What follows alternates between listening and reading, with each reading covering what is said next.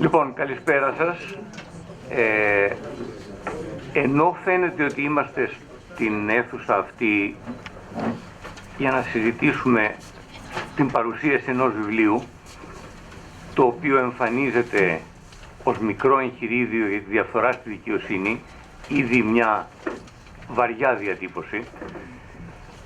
Στην πραγματικότητα εκείνο στο οποίο μας έχει καλέσει, σας έχει καλέσει και στο οποίο έχει προσέλθει το πάνελ ο Γιώργος Μπούτος, είναι να τολμήσουμε μαζί του να αγγίξουμε ένα ιδιαίτερα δυσάρεστο φαινόμενο. Ζούμε σε μια χώρα που ευημερεί και ειρηνικά πορεύεται και όλα αυτά τα σωστά πράγματα και ξαναβρήκε την κανονικότητα. Πλην όμως τα μίντια, ο τύπος, του οποίου έχετε δύο εκπροσώπους επάνω στο πάνελ, κάθε τόσο κάνουν λόγο για σκάνδαλα και έτσι πορευόμαστε. Τα τελευταία αρκετά χρόνια η κατάληξη της συζήτησης περί σκανδάλων, εντός εισαγωγικών ή χωρίς εισαγωγικά, είναι θα αποφανθεί η δικαιοσύνη. Τα δε σκάνδαλα μπορεί να είναι από ελαφρά έως βαρύτατα έως τρομακτικά απειλητικά. Θα αποφανθεί η δικαιοσύνη.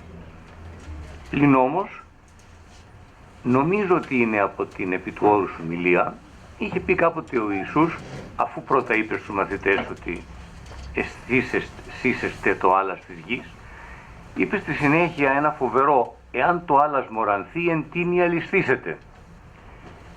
Και επειδή η δικαιοσύνη έχουμε συμφωνήσει, κοινωνία, πολιτεία, ιστορία, ότι είναι το τελευταίο καταφύγιο, ο τίτλος του Γιώργου Μπούτου, εγχειρίδιο για τη διαφθορά στη δικαιοσύνη, είναι αυτό που λέμε σε απλά ελληνικά αγριευτικός. Ο Γιώργος Μπούτος έχει γράψει ήδη την ίδια εκδοχή αυτού του βιβλίου σε μεγαλύτερο και σε πιο εκτενές, παρουσιάζοντας, και αυτό είναι ένα βασικό στοιχείο, στοιχεία και ονόματα, κάτι που στην Ελλάδα δεν συνηθίζεται πολύ. Καταστάσεις, στοιχεία, φακέλους, ονόματα. Αυτό λοιπόν είναι το ουσιαστικό αντικείμενο, αν μου επιτρέπετε να το ξεκινήσω έτσι, τη σημερινή συζήτηση, ότι υπάρχει ένας άνθρωπος συγκεκριμένος, είναι ανάμεσά μας, ο οποίος είδε στα υψηλά κλιμάκια της δημόσιας διοίκησης και μάλιστα των ελεγκτικών μηχανισμών καταστάσεις που και ο ίδιος δεν πίστευε ότι τις έβλεπε, τις είδε να εξελίσσονται, τις είδε να καταγγέλλονται, να ελέγχονται, να μένουν στο απειρόβλητο, να καταλήγουν στην δικαιοσύνη, τη δημοσιονομική δικαιοσύνη και την ποινική δικαιοσύνη, και σιωπή. Αυτήν την σιωπή επιδιώκει να σπάσει. Στο πάνελ βρίσκονται άνθρωποι που έχουν γνωρίσει τη διαδρομή και τη σκέψη του Γιώργου Μπούτου και έχουν δει εις βάθος το βιβλίο. Είναι η κυρία Αλεξάνδρα Κοβολίνη, η οποία προσέρχεται ως εκδότης, αλλά είναι και μελετητής των πραγμάτων και των αδιεξόδων της δημόσιας ζωής στην Ελλάδα. Παλιότερα ως οικονομική επιθεώρηση είχε φιλοξενήσει μια σειρά από τοποθετήσεις και συζητήσεις για τα προβλήματα του δημόσιου βίου της δημόσιας διοίκησης, μιλώντας για τις 7 πληγές της ελληνικής οικονομίας και κοινωνίας. Ο κύριος Λέανδρος Λακκιτζής στην πρόσκληση εμφανίζεται ως αρεοπαγή της επιτιμής. Τον έχουμε γνωρίσει επί υπερδεκαετές διάστημα γενικό επιθεωρητή δημόσιας διοίκησης που εισχολείται με τα πιο δυσάρεστα, αλλά με μια γαλήνη και με μια επιμονή με τα πιο δυσάρεστα φαινόμενα της δημόσιας διοίκησης, και ο Τάσος Τέλογλου, ο οποίος είναι το σπάνιο εκείνο είδους δημοσιογράφου, δεν ανήκω σε αυτά, που οι Αμερικάνοι γνωρίζουν ως investigative reporter, δηλαδή κάποιος ο οποίος ψάχνει τα πράγματα και θέλει να ξετρυπώσει και να πάει εις βάθος. Αυτό είναι το πάνελ και ο ίδιος ο συγγραφέας θα σας εξηγήσει την προσέγγιση του. Η κυρία Γολίνη έχει ήδη τον λόγο. Αγαπητοί κύριοι και κυρίες, Καλησπέρα και από μένα.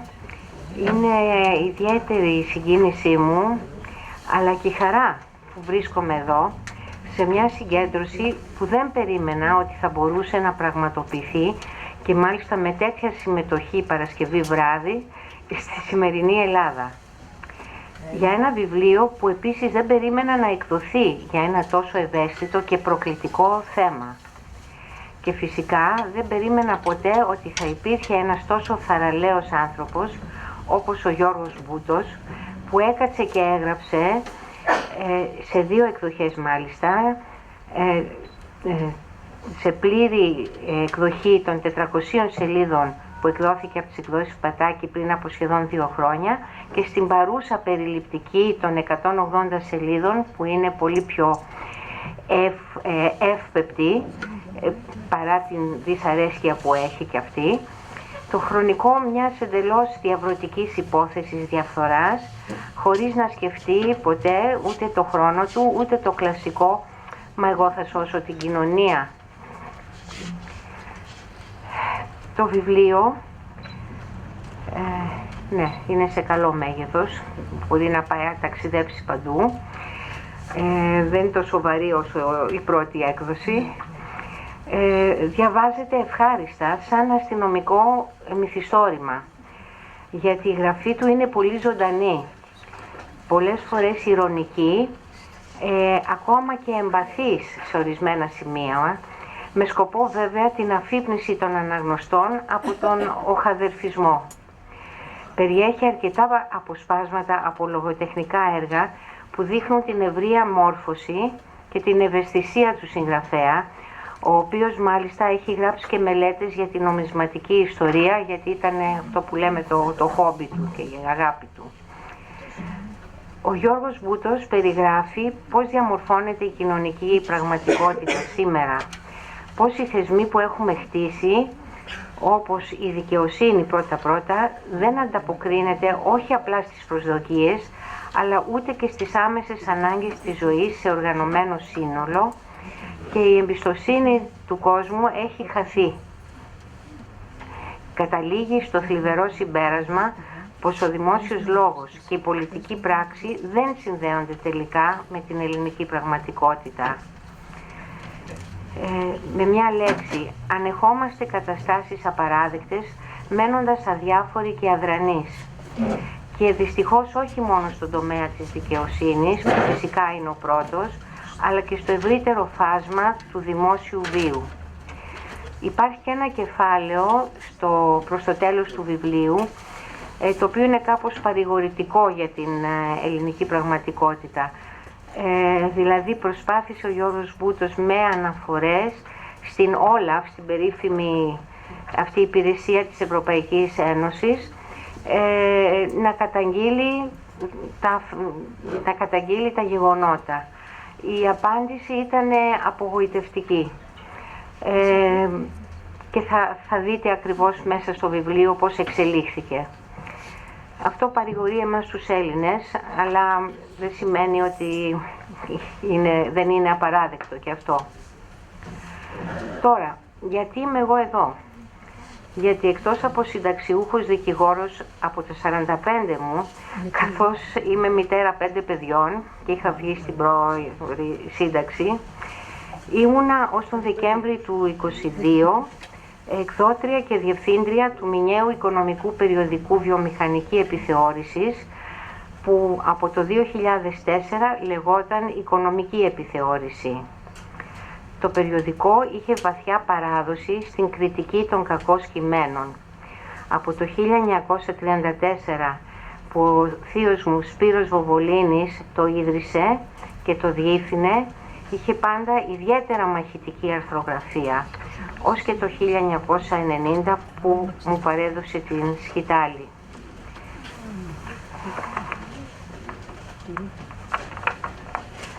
Στην επέτειο των 80 ετών συνεχούς κυκλοφορίας του, το 2014, την γιορτάσαμε με ένα ειδικό αφιέρωμα με θέμα τις 7 πληγές της ελληνικής οικονομίας.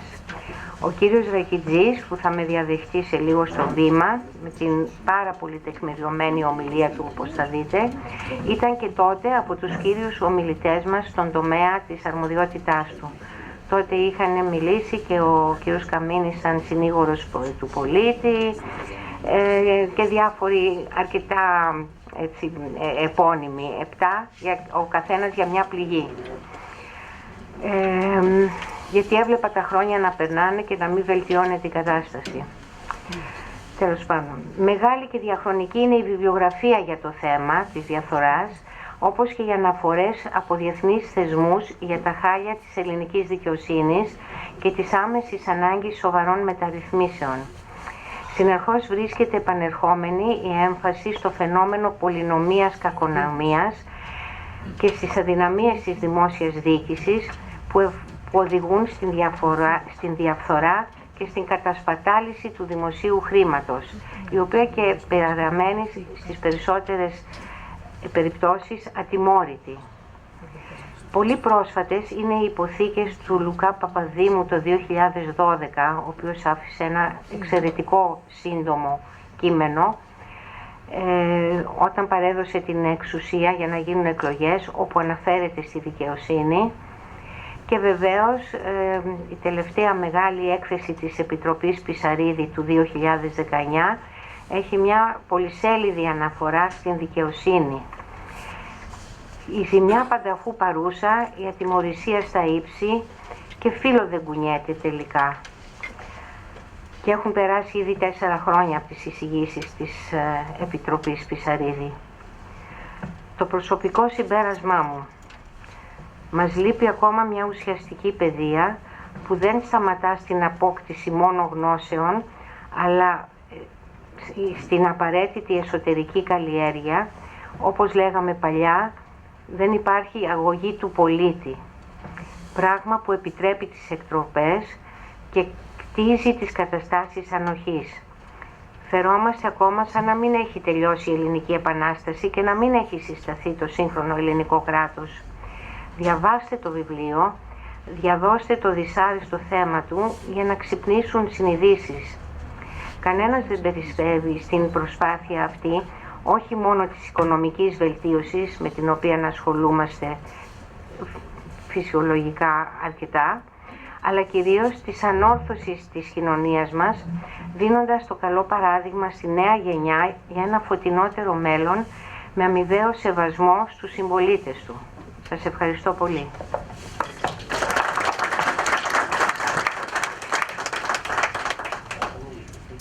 Πέραν της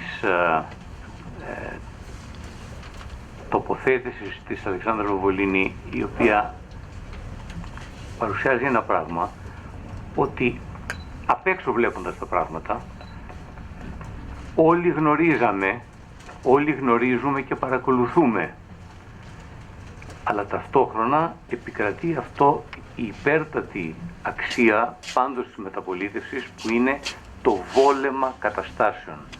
Αυτό είναι ο εχθρός εναντίον του οποίου, ελπίζουμε όχι δονκιχωτικά, προσπάθησε να μαχηθεί ο Γιώργος Μπούτος με αυτό το δίδυμο βιβλίο του, που σε αυτήν την εκδοχή είναι ένα βιβλίο που μπορεί καθένας εύκολα να διαβάσει. Και το διαβάστε το και το διαδώστε το, είναι μια κατακλείδα πολύ ενδιαφέρουσα της πρώτης τοποθέτησης. Πώς πάει η σειρά? Κάνουμε λοιπόν μια ανατροπή, γιατί σκεφτόμουν να πω ότι ο κύριος Ρακιτής θα μιλήσει εκ των ένουδων, γιατί γνωρίζει το φαινόμενο πραγματικά από μέσα. Υπήρξε και αυτός ο οποίος είχε γράψει τον πρόλογο στην πρώτη εκδοχή του βιβλίου, αλλά συνεχίσουμε από την εξωτερική ματιά. Τάσος Τελογλου.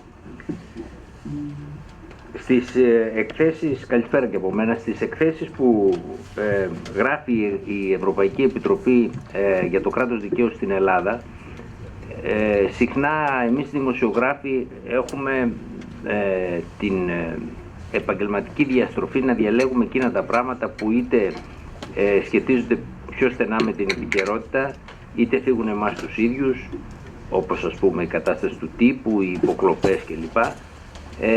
Και να παραβλέπουμε το μόνιμο ελέφαντα που βρίσκεται καθισμένο στο σαλόνι. οι εκθέσεις, στη μεγάλη τους πλειοψηφία τα τελευταία χρόνια, αναδεικνύουν ένα ζήτημα, που είναι η κατάσταση της δικαιοσύνης. Δεν υπάρχει το ultimum refugium, δεν υπάρχει το σημείο που θα προστατευτεί ο αδύνατος, ο μηχανισμός που θα προστατεύσει τον αδύνατο. Όπως και να διαβάσει κανείς την έκθεση της Ευρωπαϊκής Επιτροπής, από όποια μεριά και να τη διαβάσει, το συμπέρασμα είναι σταθερά το ίδιο. Υπάρχει μία μόνιμη παθογένεια της τρίτης εξουσίας στην Ελλάδα, η οποία βεβαίως εκφράζεται με πολλούς τρόπους. Άλλοι θέλουν να αναδεικνύουν την καθυστέρηση στην απόδοσή της, άλλοι θέλουν να αναδεικνύουν την κακή ποιότητα αρκετών αποφάσεων, άλλοι θέλουν να αναδεικνύουν ένα συνδυασμό αυτών των πραγμάτων. Πάντως, ο ελέφαντας είναι μονίμως ο ίδιος. Σας καλώ, αν έχετε λίγο καιρό, να διαβάσετε αυτές τις εκθέσεις, να δείτε πόσες σελίδες καταλαμβάνουν οι παρατηρήσεις για την κατάσταση της δικαιοσύνης και πόσες καταλαμβάνουν όλα τα άλλα. Αυτή είναι η πρώτη παρατήρηση που θέλω να κάνω. Η δεύτερη παρατήρηση είναι ότι πολλές κυβερνήσεις, για να αντιμετωπίσουν το θέμα, και αυτή η κυβέρνηση, έχουν πάρει διάφορα μέτρα. Γυρνώντας στη βιβλιοθήκη μου, και νομίζω με όλους συμβαίνει αυτό, εκείνους και εκείνες που διατηρούν κάποιους κώδικες στις βιβλιοθήκες τους, έχω χάσει το λογαριασμό από τους κώδικες, τους ποινικούς, που έχουν ψηφιστεί από το 2019 μέχρι σήμερα. Στην πραγματικότητα δεν ξέρω τι διατάξεις ισχύουν. Τις διαβάζω ξανά και ξανά και δεν ξέρω ποιες διατάξεις ισχύουν. Εξαρτάται βεβαίως πότε έχεις διαπράξει το αδίκημα. Αυτό είναι εξαιρετικά βολικό. Παίρνεις πάντα την ευνοϊκότερη διάταξη. Και φυσικά γίνεται ρώσικη σαλάτα. Η κυβέρνηση λοιπόν έρχεται με ένα νομοσχέδιο τώρα και λέει τι? Λέει ότι φταίνε το γεγονός ότι υπάρχει ατιμωρησία και φταίει το γεγονός ότι είναι χαμηλές ορισμένες ποινές ή κάποιες ποινές δεν εκτείονται. Αν όμως βγείτε στην πιάτσα έξω, εκεί που κόβεται το εμπόρευμα παρουσία του πελάτη, συγγνώμη για το χυδαίο τρόπο με τον οποίο μιλάω, θα συναντήσετε κάποιο ποινικό δικηγόρο, όπως και εγώ συνάντησα πριν από μερικές μέρες, ο οποίος κοκορευόταν εν μέση οδό, εδώ στην Ακαδημία, ήταν μπροστά στο δικηγορικό σύλλογο, διότι ο πελάτης του για κλοπή στην αντλία της βενζίνης, ένας γνωστός κατ' επάγγελμα λαθρέμπορος πετρελοειδών από τους πελάτες που έχω εδώ και 20 χρόνια, κατάφερε να δικαστεί πρωτοείσακτη δίκη μετά από 12 χρόνια. Το αδίκημα έχει διαπραχθεί το 2012. Το αδίκημα έχει διαπραχθεί το 2012. Και επειδή αυτός είναι γνωστός και μη εξαιρεταίος στο πρώτο παραδικαστικό ο συγκεκριμένος άνθρωπος, προφανώς θεωρεί ότι μπορεί να συνεχίσει με τον ίδιο τρόπο και με χειρότερους τρόπους να κάνει αυτό που έκανε στο πρώτο παραδικαστικό. Τώρα, άρα το συμπέρασμα στο οποίο καταλήγω εγώ είναι ότι δεν φταίνε οι διατάξεις. Φταίει το γεγονός ότι δεν υπάρχει έλεγχος, αξιολόγηση δηλαδή, εκείνων που εφαρμόζουν αυτές τις διατάξεις. Και κάποιες χώρες που είναι πιο έξυπνες από εμάς θεωρούν πάντα ότι μια αξιολόγηση για να είναι ουσιαστική πρέπει να είναι εξωτερική αξιολόγηση. Τώρα, πώς συμβιβάζεται η εξωτερική αξιολόγηση και η συνταγματική πρόνοια? Αυτό μπορούν να το βρουν οι κύριοι που κάθονται στη Βουλή. Η αξιολόγηση πρέπει να γίνεται εξωτερικά της δικαιοσύνης. Δεν γίνεται ένας δικαστής να επιλέγει τις δύο αποφάσεις που τον βολεύουν και να αξιολογείται με βάση αυτές τις αποφάσεις. Και δυστυχώς ούτε και αυτό το νομοσχέδιο κάνει κάτι για αυτό το κακοφόρμισμα που υπάρχει στον τρόπο με τον οποίο αξιολογούνται οι δικαστές. Τώρα, σε ό,τι αφορά τη δουλειά του Γιώργου του Μπούτου, ο Γιώργος ο Μπούτος, τον οποίον τυχαίνει να τον ξέρω για πάνω από μια δεκαετία, δεν είναι 15 χρόνια περίπου, έπεσε πάνω σε μια δημοσιονομική κακοδιαχείριση, ας το πούμε έτσι, ας το πούμε επίοικος. Έπεσε πάνω σε μια κραυγαλαία παραβίαση των νόμων που αφορούσε ένα μικρό ποσό σε σχέση με αυτά που διαχειρίζεται το ελληνικό δημόσιο, αλλά ήταν ενδεικτικός ο τρόπος με τον οποίο το ελεκτικό συνέδριο διαχειρίστηκε αυτή την υπόθεση. Και τη διαχειρίστηκε με αυτόν τον τρόπο γιατί υπήρχαν και μέλη ή συγγενείς μελών του δικαστηρίου που ενεπλέκοντο στη διαχείριση αυτού του ποσού. Κάπως από τον Όνυχα φτάνει στο Λέοντα ο Μπούτος και παρακολουθεί αυτή την υπόθεση για πάνω από 10 χρόνια, αυτό που λείπει και στη δημοσιογραφία και συχνά στον τρόπο με τον οποίο αξιολογούνται οι δικαστικές αποφάσεις, για να καταλήξει ότι στο τέλος 6,5 εκατομμύρια χάθηκαν, αλλά δεν φταίει κανείς. Θα μου επιτρέψεις? Ναι. Τα 6,5 εκατομμύρια εντοπίστηκαν από δειγματοληπτικό έλεγχο σε 20 μόνο εκπαιδευτές από τους περίπου 100.000 εκπαιδευτές. Κάνοντας αναγωγή, είναι πολύ περισσότερα. Φυσικά δεν είναι ούτε το σκάνδαλο του Συφοράη, ούτε το σκάνδαλο της Siemens. Είναι ό,τι στοιχειοθετεί το σκάνδαλο και ό,τι ακολούθησε τη διαδικασία μετά το σκάνδαλο. Συγγνώμη. Συνεπώς, ναι, στο τέλος τα λεφτά χάθηκαν χωρίς να φταίει κανείς, χωρίς να έχει γίνει το παραμικρό λάθος. Ήταν επειδή απλά δεν ξέρανε πώς να διαχειριστούν δημοσιονομικά το πρόβλημα, και αυτό επειδή έγινε ένα έξυπνο παιχνίδι μεταξύ της δικαιοσύνης της δημοσιονομικής και της δικαιοσύνης της ποινικής, στο τέλος δεν υπήρξε και συνέπεια ποινική για εκείνους που είχαν εμπλακεί σε αυτή την ιστορία. Δεν έχω να πω κάτι άλλο για το βιβλίο, ο Γιώργος μπορεί να σας πει πολλά περισσότερα. Νομίζω ότι αυτό το βιβλίο και η συζήτηση που κάνουμε για πολλοστή φορά ενός θέματος που όλοι ξέρουμε πόσο πονάει, μπορεί να μας οδηγήσει σε μερικές σκέψεις για το γιατί οι αλλεπάλληλες προσπάθειες να εξυγχρονιστεί το κράτος μας δεν έχουν αγγίξει αυτό το κομμάτι του κράτους, γιατί και η πολιτική έχει διστάσει να προχωρήσει σε ουσιαστικές αλλαγές στον τρόπο με τον οποίο λειτουργεί η δικαιοσύνη, και τι πρέπει να γίνει ακόμα για να μπούμε στην ομάδα εκείνων των κρατών που είναι πραγματικά προηγμένα και όπου οι δικαστικές αποφάσεις και αυτές ελέγχονται. Ευχαριστώ πολύ. Όπως θα διαπιστώσατε από την τοποθέτηση, από αυτό που ξεδίπλωσε στο τραπέζι μας ο Τάσος Τελογλου, η ισχυρή λέξη είναι η λέξη κραυγαλαία. Όταν διαβάσετε το βιβλίο του θα δείτε μια υπόθεση η οποία δεν είναι μεγάλη. Κάνοντας αναγωγές μαθηματικές ή σκεπτόμενοι πού μπορεί να φτάνει η οικονομική ζημία του δημοσίου, για την οποία όλοι κόπτονται, χωρίς να πλησιάζουν εκεί που γεννιέται, το ζήτημα είναι ότι η κατάσταση η οποία περιγράφεται και στοιχειοθετείται σελίδα-σελίδα είναι κραυγαλαία, ακραία. Και επειδή έχουμε συνηθίσει, ο Πολύς Μηθριδάτης, επειδή ήξερε ότι όλοι θέλανε να τον καθαρίσουν, είχε κάνει κάτι σοφό. Έπαιρνε λίγο δηλητήριο σε μικρή δόση κάθε μέρα. Αυτό λέγεται μηθριδατισμός. Από αυτό πάσχει, λέμε, το πολιτικό μας σύστημα και το γράφουμε, είναι ψέμα. Από αυτό πάσχουμε εμείς, οι οποίοι ορίζουμε το πολιτικό μας σύστημα, είτε μας αρέσει είτε όχι η ευθύνη. Ανεφέρθηκε επίσης ο Τάσος Τελογλου το μεγάλο κομμάτι που η Τρόικα, γιατί όλα τα άλλα είναι προσωνύμια της Τρόικας, αφιέρωνε και θα συνεχίσει να αφιερώνει. Τώρα λέγεται ΩΣΑ, θα λέγεται τακτικός έλεγχος του Διεθνούς Νομισματικού Ταμείου, θα λέγεται Ευρωπαϊκή Επιτροπή, στην ελληνική πραγματικότητα αναφερόμενη στη δικαιοσύνη. Ας μου επιτραπεί να πω ότι η έκταση και το περιεχόμενο αυτών των κειμένων δείχνει την απόλυτη αδιαφορία των ευρωπαϊκών και διεθνών θεσμών, που το έχουν πάρει απόφαση ότι δεν θα αλλάξει κάτι. Οπότε εκ του ασφαλούς κατακεραυνώνουν αυτό που γνωρίζουν ότι δεν πρόκειται να αλλάξει.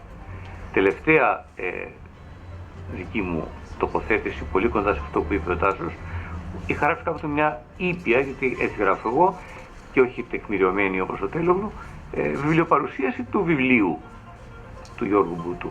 Μου πήρε τηλέφωνο ένας σημαντικός συντελεστής του πολιτικού συστήματος, εκ των λεγόμενων καθαρών, και μου είπε τελικά πόσο είναι το αντικείμενο αυτής της συζήτησης.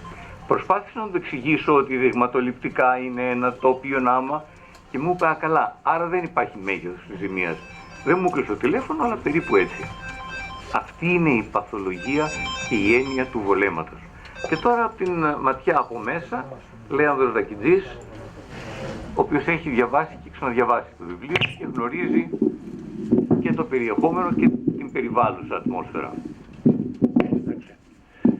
Πριν προχωρήσω στην παρουσίαση μου στο βιβλίο, θα κάνω μια παρατήρηση στην παρατήρηση του κ. Τέολογλου που είπε θέμα επιθεωρήσεων.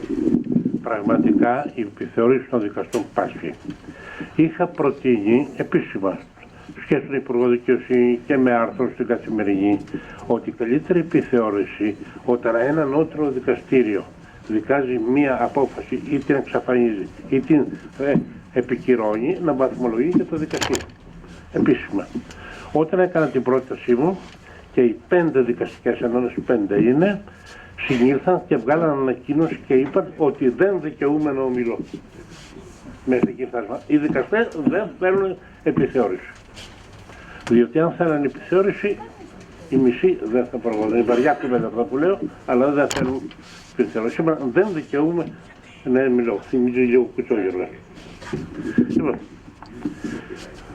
ο συγγραφέας ο κ. Μπούτος μου έκανε την τιμή να μου εμπιστευτεί την παρουσίαση του νέου του βιβλίου με τίτλο «Μικρό εγχειρίδιο για τη διαφορά στη δικαιοσύνη», για το οποίο τον ευχαριστώ.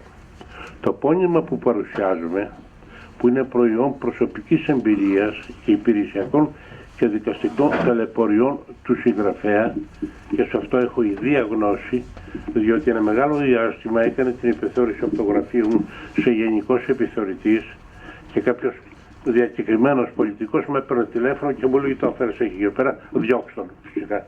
Ούτε το έδιωξα, ούτε το είπα ότι με έπαιρνε τηλέφωνο.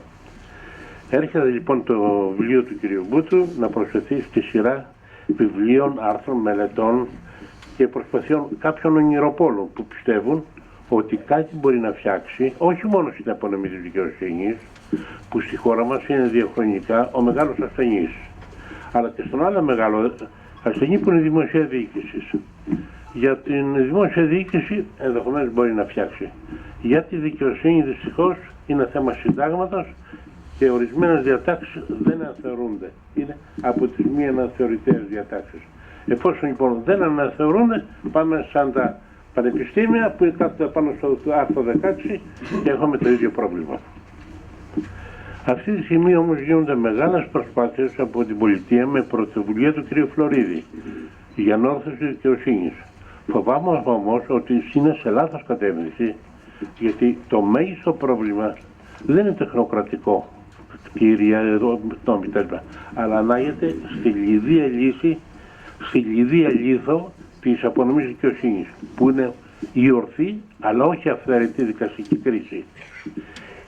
Γιατί όπως λέει το παλιό γνωμικό, ο Θεός θα μας φυλάει από το πίσω του μουλαριού, τα μπροστινά του καλογύρου και την κρίση του δικαστή. Οι παλιοί μου το λέγανε αυτό, κάτι ξέρανε.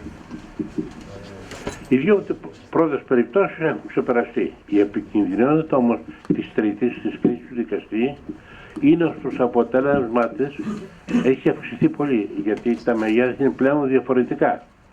Οι δεσμοί συνέπειες επηρεάζουν όχι μόνο τη λειτουργία του κράτους δικαίου, τα ατομικά δικαιώματα, το δημοκρατικό πολέμημα, τις κοινωνικές δομές, αλλά και την οικονομική ανάπτυξη της χώρας, γιατί χωρίς ασφάλεια δικαίου δεν θα υπάρχουν σοβαροί επενδυτές που θα είναι διατεθειμένοι να εμπλακούν σε ατέρμονες και αμφιβόλου αποτελέσματος δικαστικές διαδικασίες. Λένε ότι μία απλή υπόθεση θέλει 1.700 μέρες, 10 ημέρες να τελειώσει. Είναι το λιγότερο. Και θέλουμε να τις κατεβάσουμε σε 500 μέρες. Και πάλι είναι πολλές για ένα επενδυτή που βιάζεται. Και εφόσον χαθεί η εμπιστοσύνη στην ελληνική δικαιοσύνη, κανένας δεν θα προσφέρει σε αυτή. Εκτός από αυτοί που νομίζουν ότι με διαφόρους τρόπους μπορούν να την επηρεάσουν. Και πλέον για τους απλούς πολίτες, εφόσον δεν μπορούν να λύσουν τις διαφορές τους δικαστικά, θα έχουμε αύξηση των αυτοδικιών. Και σε αυτό το θέμα έχουμε ορισμένες αυτοδικίες έχουν την αποδοχή της κοινής γνώμης. Προχθές, παραδείγματος χάρη, σκότωσε κάποιον στο Βόλο, τον βιαστή της κόρης του. Σχεδόν η κοινή γνώμη το αποδέχτηκε το γεγονός. Του είπε καλά το έκανες, διότι αν πάμε στη δικαιοσύνη, θα τηλεπορθούμε και δεν θα αποδώσει τίποτα. Έχουμε λοιπόν αυτό που λένε το κοινό περιδικαίου αίσθημα, το οποίο μερικοί το χρησιμοποιούν σαν πρόσχημα, αλλά στην ουσία επηρεάζει και παλαιότερα, γι' αυτό ήταν και τα λαϊκά δικαστήρια, που οι ένορκοι δίκαν βάσει το κοινό περιδικαίου αίσθημα. Η δικανική κρίση σχηματίζει βάσει της αρχής της ηθικής απόδειξης, όπως αυτή ορίζεται από το άρθρο 177 του Κώδικα Ποινικής Δικονομίας, που ο οποίο αμφιβάλλον πολλοί δικαστές το έχουν διαβάσει. Σύμφωνα με την οποία, το διαβάζω όλο το άρθρο, οι δικαστές πρέπει να αποφασίζουν κατά την πεποίθησή τους, ακολουθώντας τη φωνή της συνείδησης τους και οδηγούμενοι από την απροσωπόληπτη κρίση που προκύπτει από τις συζητήσεις και αποφορά την αλήθεια των πραγματικών περιστατικών, την αξιοπιστία των ματήρων και την αξία των άλλων αποδείξεων, αιτιολογώντας ειδικά και εμπεριστατωμένα με ποια αποδεικτικά μέσα και με ποιους συλλογισμούς σχημάτισαν τη δικανική κρίση. Η δικανική κρίση αποτυπώνει στις δικαστικές αποφάσεις, που αν δεν εξαφανιστούν με ένδικα μέσα αποτελούν δεδικασμένο και τα διαλαμβανόμενα σε αυτές θεωρούνται αληθή, παράγονται ένομες ποινικές και αστικές συνέπειες. Η προσφυγή στη δικαιοσύνη και η προσβολή των δικαστικών αποφάσεων διαδίκων μέσων εξαρτάται από την ύπαρξη ειδικού νόμου συμφέροντος.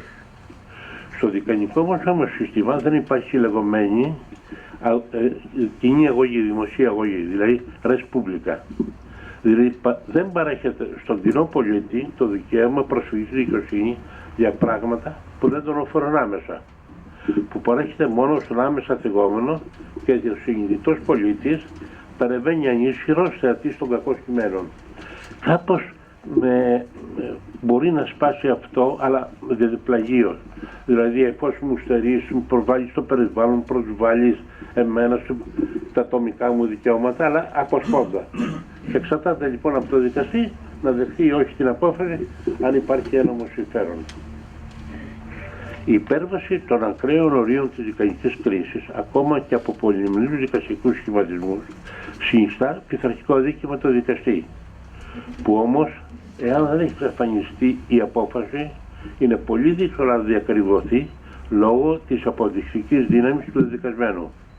Πόσο μάλλον αφορά αποφάσεις ολομελιών ανωτάτων δικαστηρίων, για τις οποίες την πειθαρχική αγωγή κατά το δικασμένο ασκεί ο Υπουργός Δικαιοσύνης, μόνο ο Υπουργός Δικαιοσύνης. Έχει ασχίσει μια διαφορά, αλλά για λόγους πολιτικούς. Παραδείγματος χάρη, έσχεσε παλιά από την εισαγγελέα του Ριοπάγου του Κόλια για παρέμβαση στη δίκη Λαμπράκη στην ανάκριση. Αλλά ασπανίως ασκείται ο Υπουργός Δικαιοσύνης ασκεί αγωγή. Είναι γεγονός ότι στο παρελθόν έχουν ασκηθεί πειθαρχικές διώξεις κατά ανωτάτων δικαστών. Όχι όμως για σαλμένη δικαστική κρίση, αλλά για πράξεις παραλήψεις, όπως για ένα πρώην πρόεδρο του Ελεκτικού Συνέδριου για την μη έγκυρη έγκριση της προμηθείας κάρτου και δένει σχολικών βιβλίων, απειλάγια. Επίσης είναι γεγονός ότι οι καταδίκες δικαστών για σαλμένη δικαστική κρίση είναι ελάχιστες, ενώ σχεδόν όλες αφορούν την καθυστέρηση έκδοσης δικαστικής απόφασης. Πέρσι απελήθησαν 20 δικαστές για καθυστέρηση αντιδόσεων αποφάσεων, 20. Σε απολύει η Ολομέλεια του Ριοπάγου με ειδική διαδικασία. Και το έκανε με τότε προς τιμή της κυρίας Γεωργίου, αυτή εισήγαγε το πρόβλημα, το θέμα. Δεν απελήθησαν μετακινήσεις. Ακούτε? Δεν απελήθησαν μετακινήσεις σε διευθύνσεις εφοριών κτλ. Απλώς έκαναν το δικαστικό σώμα. Εντάξει, τώρα σου πω. Σε γενικές γραφές, τα πειθαρχικά συμβούλια των δικαστών είναι πολύ υπηκοί και κατά κανόνα δεν τιμωρούν. Γεγονός που αποτρέπει τους πολίτες να προβαίνουν σε καταγγελίες κατά δικαστών. Εκτός του ότι η πειθαρχική διαδικασία είναι απόρριτη και εσωτερική υπόθεση της δικαιοσύνης και ο καταγγέλων δεν πληροφορεί την κατάληξή της. Απλώς καμιά φορά έρχεται ένα σημείο που λέει η καταγγελία σας τέθηκε στο αρχείο. Αυτή είναι η πληροφόρηση του πολίτη. Η προβλεπόμενη αγωγή κακοδικίας, άλλη αμαρτία, κατά δικαστών είναι γράμμα κενό. Γιατί όλες οι αγωγές που έχουν ασκηθεί έχουν απορριφθεί. Εκτός από μία εναντίον ως ειρηνοδίκη στο Αγρίνιο κάποτε, δηλαδή η αγωγή κακοδικίας είναι περίπου 110 χρόνια. Από όλες τις αγωγές κάπου πάνω από 400, μία μόνο έχει γεννηδευτεί και αυτό έκανε ταλέπορο ειρηνοδίκη. Εκτός όμως υπάρχει ο κίνδυνος όταν κάνει εισαγωγή κακοδικίας, μετά να σου κάνει ο δικαστής αγωγή για συκοφαντική δυσφήμιση και να καταδικαστείς σε αποζημίωση. Ενώπιον του Ευρωπαϊκού Δικαστηρίου Ανθρωπίνων Δικαιωμάτων έχουν ασκηθεί κατά της χώρας μας και έχουν γίνει δεκτές 970 αγωγές για παραβίαση του άρθρου 6 της ΑΣΔΑ, περιδικαίας δίκης, στην οποία περιλαμβάνεται και ασφαλμένη κρίση. Και η χώρα μας έχει καταδικαστεί σε καταβολή μεγάλων αποζημιώσεων χωρίς ποτέ να ζητηθούν πειθαρχικές ευθύνες από τους δικαστές που εξέδωσαν τις προσβαλλόμενες αποφάσεις. Έχουμε λοιπόν την αρχή της ηθικής απόδειξης, δηλαδή τι πιστεύει ο δικαστής, σχημά τη συνείδησή του. Όμως αυτή χωλαίνει στην πράξη, γιατί όπως εκ του αποτελέσματος προκύπτει, οι επώνυμοι έχουν διαφορετική μεταχείριση. Γιατί στην ποινική δικαιοσύνη ούτε παραπέμπουν στο ακροατήριο, ούτε καταδικάζονται παρά μόνο σπάνια και κατά εξαίρεση. Στη δε πολιτική δίκη, ο σχηματισμός της ηθικής απόδειξης είναι ατελής, γιατί καθαργήθηκε η ζωντανή διαδικασία διαμαρτύρων. Έχουμε μόνο ένορκες αποδείξεις, η οποία δεν είναι τίποτα άλλο η φωνή των διαδίκων. Ό,τι θέλει ο δικηγόρος το γράφει ως ένα και βεβαίως ορκίζει το άλλο. Ο μη έμπειρος δικαστής δεν μπορεί να καταλάβει την αλήθεια. Η πολιτική δίκη χωλαίνει από τότε που καταργήθηκαν τα πολυμιλιή δικαστήρια. Στα πολυμιλιή δικαστήρια γινόταν συζήτηση υποθέσεως. Τώρα το 95% των υπόθεσεων είναι μονομελή δικαστής και ο δικαστής κάνει τον καδί. Δικάζει ό,τι θέλει βάσει των ενόρκων διαβεβαίωσεων. Είμαι λίγο σκληρός, αλλά πρέπει να τα πω. Βγαίνει μια απόφαση. Το εξαιτία συνήθως αντιγράφουν την προδοτική απόφαση. Μάλιστα πάντα έλεγα ότι το σχέδιο υπερτερεί του νόμου. Και σε κάθε περίπτωση ο δικανικός συλλογισμός λειτουργεί πρωτίστερα.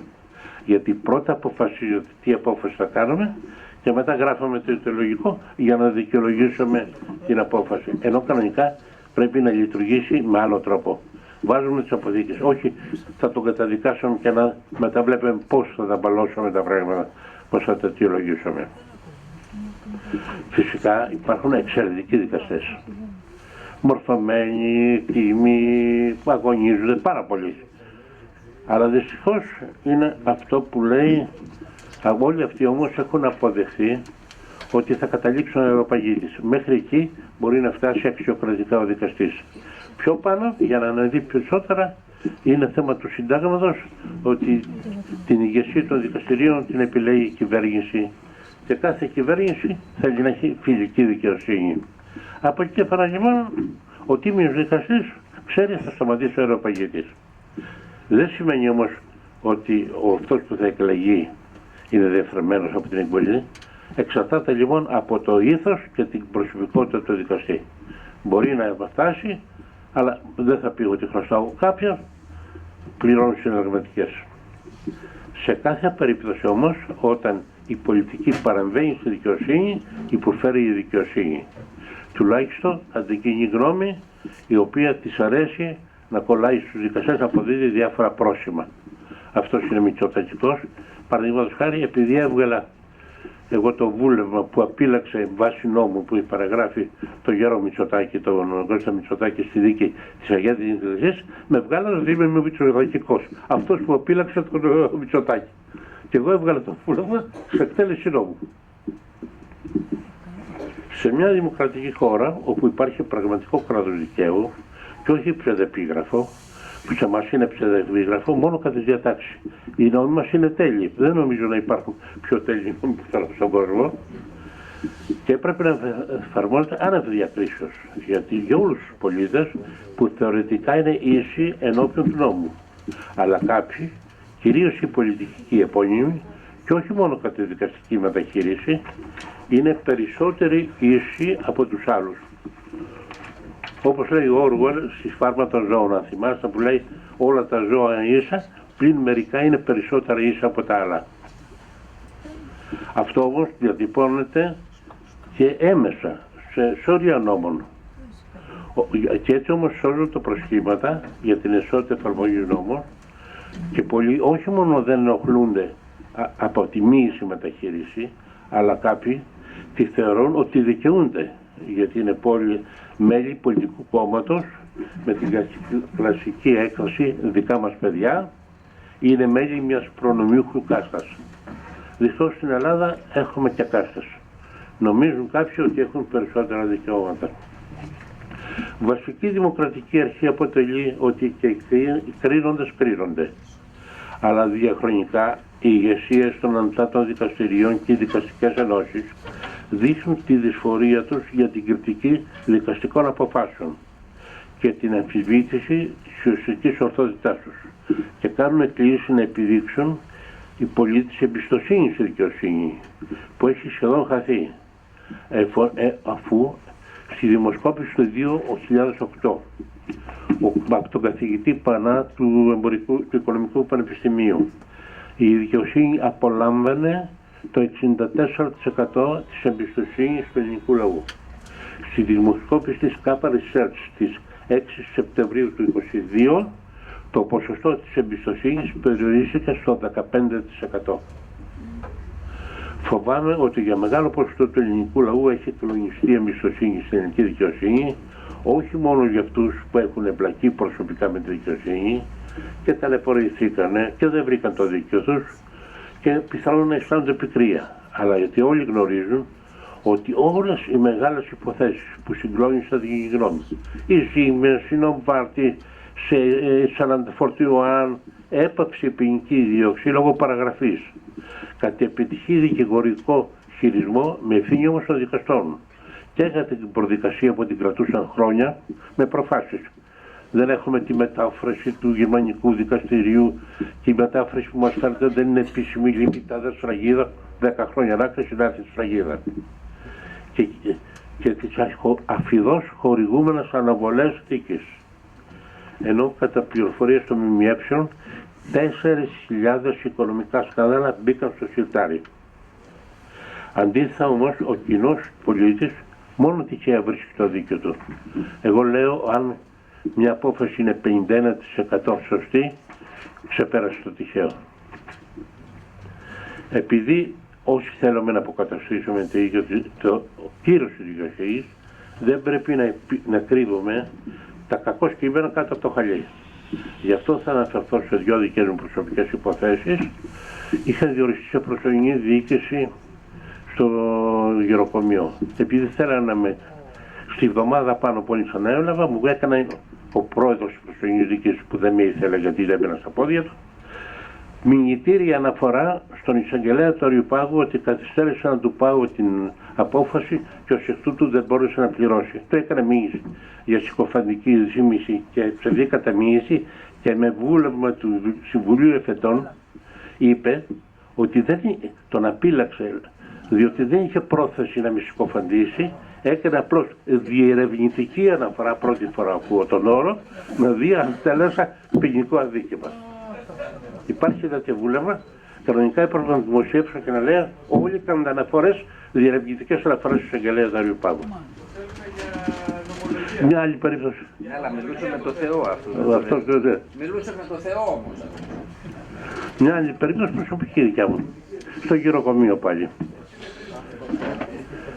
Η προσωρινή δίκηση επόμενη, η δικαστική απόφαση έλεγε απαγορεύεται η αθρώα εγγραφή νέων μελών ώστε να μην ανατροπεί η ισορροπία δυνάμεων. Η νέα διοίκηση έγραψε 339 μέλη, ενώ τα μέλη ήταν μόνο 80. Κάναμε αγωγή ακυρώσεως τα παλιά μέλη, που υπήρχαν γνωστοί οι Αθηναίοι και το δικαστήριο είπε 339, ενώ το πραγματικά είναι 80, δεν, ούτε αθρώα ούτε ανατρέπει.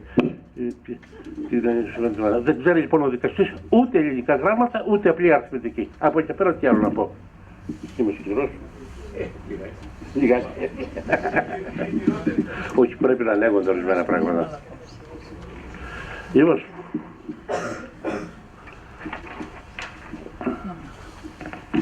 για να πάμε γιατί δεν πέρασε λίγο. Με το προηγούμενο βιβλίο ο κ. Μπούτος, «Παιχνίδι με το Σύσταμα», εξέθεσε πως με την ιδιότητά του οικονομικού επιτηρητή διενήργησε οικονομικό έλεγχο και διαπίστωσε τη διασπάθηση εκατομμυρίων δημοσίου χρήματος. Οι δε εκθέσεις του και πορίσματα οδήγησαν στην άσκηση ποινής δίωξης σε βαθμό κατουργήματος σε βάρος 37 στελεχών του οργανισμού και παρά την πλήρως στοιχειοθετημένη παραπεμπτική συγγελή πρόταση, το Συμβούλιο Εφετών, χωρίς επαρκή αιτιολογία και με βούλαμα έκρινε ότι δεν πρέπει να γίνει κατηγορία. Έχω βασική αρχή να μην σχολιάζω δικαστικές αποφάσεις βουλεύοντα, για τα οποία με οποιαδήποτε ιδιότητα δεν έχω επεξεργαστεί ολόκληρο το φάκελο της υπόθεσης. Αλλά συνήθως το Δικαστικό Συμβούλιο δι' αναφοράς αποδέχεται την πρόταση του εισαγγελέως.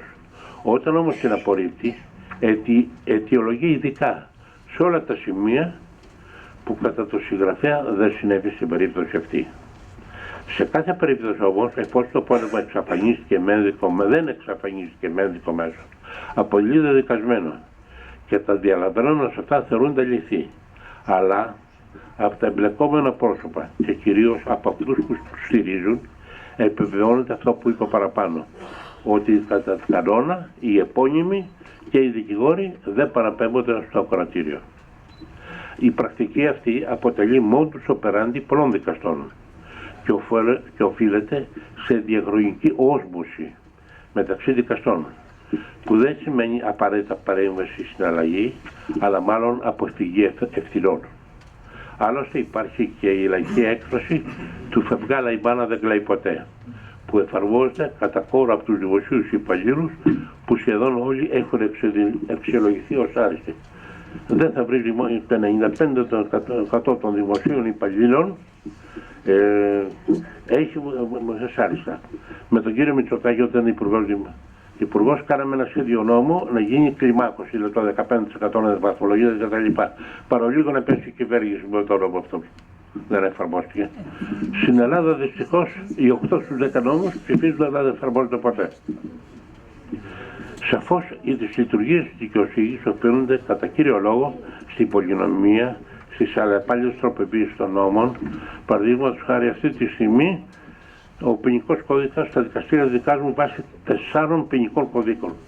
Το ίδιο δίκημα προβλέπεται από 4 κώδικες. Ψάχνουν πότε έγινε αυτό και τότε αποφασίζουν ποιο θα εφαρμοστεί. Και γίνεται το μεγάλο μπλέξιμο. Την καταληκτική επίδραση των δικηγόρων που απέχουν από τα καθήκοντά τους, αδιαφορώντας αν διαλύεται το κράτος. Υπάρχει απόφαση της Ολομελίας του Ορίου Πάγου που λέει οι δικηγόροι δεν μπορούν να κάνουν αποχή γιατί έτσι διαλύεται το κράτος. Απόφαση της Ολομελίας του Συμβουλίου Επικρατείας, όχι του Ορίου Πάγου. Και παρόλα αυτά κανείς δεν δίνει σημασία, συνεχίζουν την αποχή. Αυτοί οι δικηγόροι είναι σε αποχή.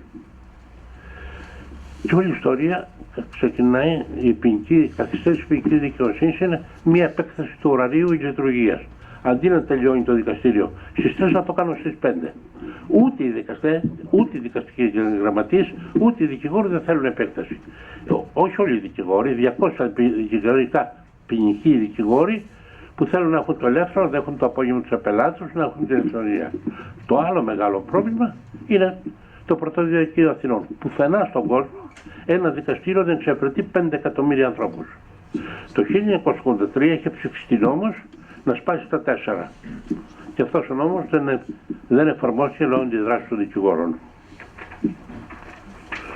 Κάθε προσπάθεια ριζικών αλλαγών στη δικαιοσύνη προσκούει σε συνδεμοκρατικές προβλέψεις, αυτό που έλεγα προηγουμένως, που μόνο με την αναθεώρηση του συντάγματος μπορούν να βελτιωθούν, μόνο κατά τις διατάξεις που μπορούν να αναθεωρηθούν. Επίσης όμως έχουμε και τις αντιδράσεις των συνδικαλιστικών ενώσεων των δικαστών, των δικηγόρων, που προβάλλουν τα μικροσύφεραντά τους. Το ωράριό τους, όχι να ορίζουμε εμείς πώς θα γίνουν δικάσιμοι και ο κόσμος ταλαιπωρείται. Στο Συμβούλιο Επικρατείας η υπόθεση έχει αναβληθεί 48 φορές. 48 φορές η ίδια υπόθεση αναβλήθηκε. Περιμένει άλλο στο δίκαιο του. Υπάρχει ένα πολύ ωραίο του βιβλίο του Στασινόπουλου, ο ωραίος διήγημα του Στασινόπουλου, του Μιχάλη Στασινόπουλου, ο ωραίος λοχαγός. Έτσι λοιπόν ο Στασινόπουλος ότι ήταν ένας λοχαγός που δεν είχε προαχθεί και έρχονταν στο Συμβούλιο Επικρατείας και ο Στασινόπουλος και ο Παδέας. Όποτε κάποτε βλέπω ένα γεράκο, λέει κύριε Πρόεδρε, επιτέλους βγήκε υπόθεση προήχθη. Ομολογώ ότι η λειτουργία και η αποτελεσματικότητα του δημοσιονομικού ελέγχου του ελεκτικού συνεδρίου και οι σχετικές γραφειοτικές διαδρομές είναι για μένα τέρα γκρόκητα. Και ως εκ τούτου δεν μπορώ ούτε να κατανοήσω ούτε να σχολιάσω το αναγραφόμενο στο πόνημα σχετικά με τα πεδία αυτά. Γι' αυτό σας παραπέμπω στο συγγραφέα και στα δύο βιβλία.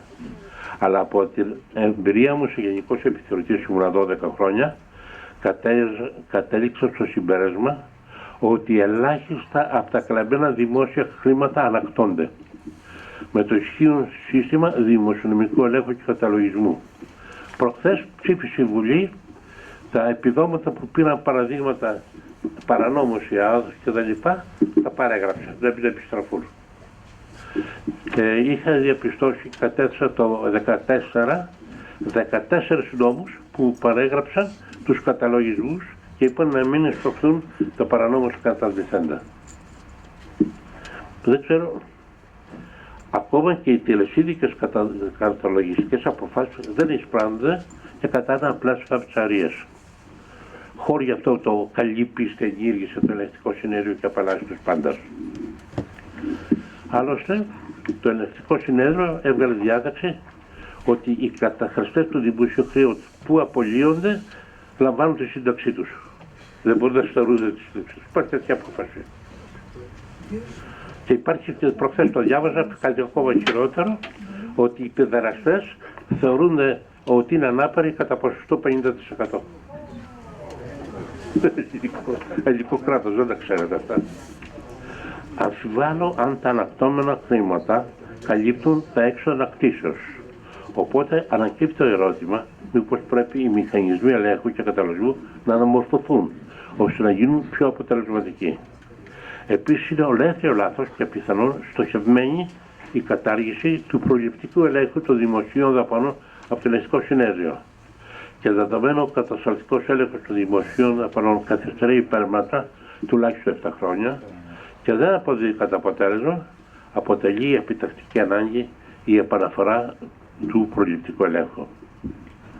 Πρέπει να σημειωθεί ότι η πολιτεία ευθύνεται για το αίσθημα ασυδοσίας του εικαρτή, γιατί κατήργησε το θαλασσιαίο νόμο 1608 του 50 περί καταχρηστών του δημοσίου χρήματος, που στα 70 χρόνια της ισχύας του αποδείχθηκε πολύ αποτελεσματικός και για 3 φορές την εποχή που ήμουν ΓΕΔ με νόμο κατέστησε τις άτυπες, δηλαδή παράνομες δαπάνες των ΑΠΑ νόμιμες και πρόσφατα με το άρθρο 67 του νόμου 4735 παραγράφηκαν οι πράξεις απιστίας τοπικών αρχόντων, ακόμα και βεβαιωμένες από το Ελεκτικό Συνέδριο. Με τον Ψωμιάδη έγινε προχθές που έκανε κατά τις αποφάσεις που ήταν απέναντι, ο εισαγγελέας του Αριοπάγου έκανε ανέρεση ότι ο νόμος αυτός είναι αντισυνταγματικός. Συμπέρασμα, οι πολιτικοί δεν βάζουν μυαλό με τίποτα και παρέχουν αμνηστία στους συνάφιδες αντί να δώσουν πρώτοι το καλό παράδειγμα. Συνοψίζοντας, και τα δύο βιβλία του συγγραφέα Παιχνίδι με το σύστημα και το Παριωσοζόβερου περιγράφουν μια τίμια και ειλικρινή προσπάθεια ενός μοναχικού καβαλάρη που τον αγώνα το καλώς αγώνισμε, όπως λέει ο Τιμόθεος, για την ολοκλήρωση των συμφυών ενός δημοσιονομικού ελέγχου, ο οποίος μπορεί να είναι μικρός, αλλά είναι δειγματοληπτικός. Ο εξέγγιχος των Λέοντα, όπως είπε ο κ. Τσαλόγλου. Ευχαριστώ πολύ.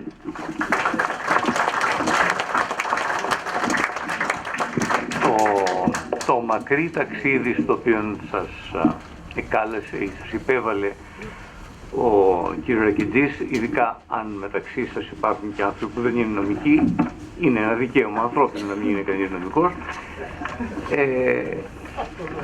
Έκανε όμως κάτι το κατ' εμέ πολύτιμο. Έδωσε ένα κλίμα, και το κλίμα αυτό στον μέσο άνθρωπο, στον πολίτη, τον Έλληνα πολίτη, έτσι, πρέπει να γίνει χρήσιμο, να γίνει γνωστό.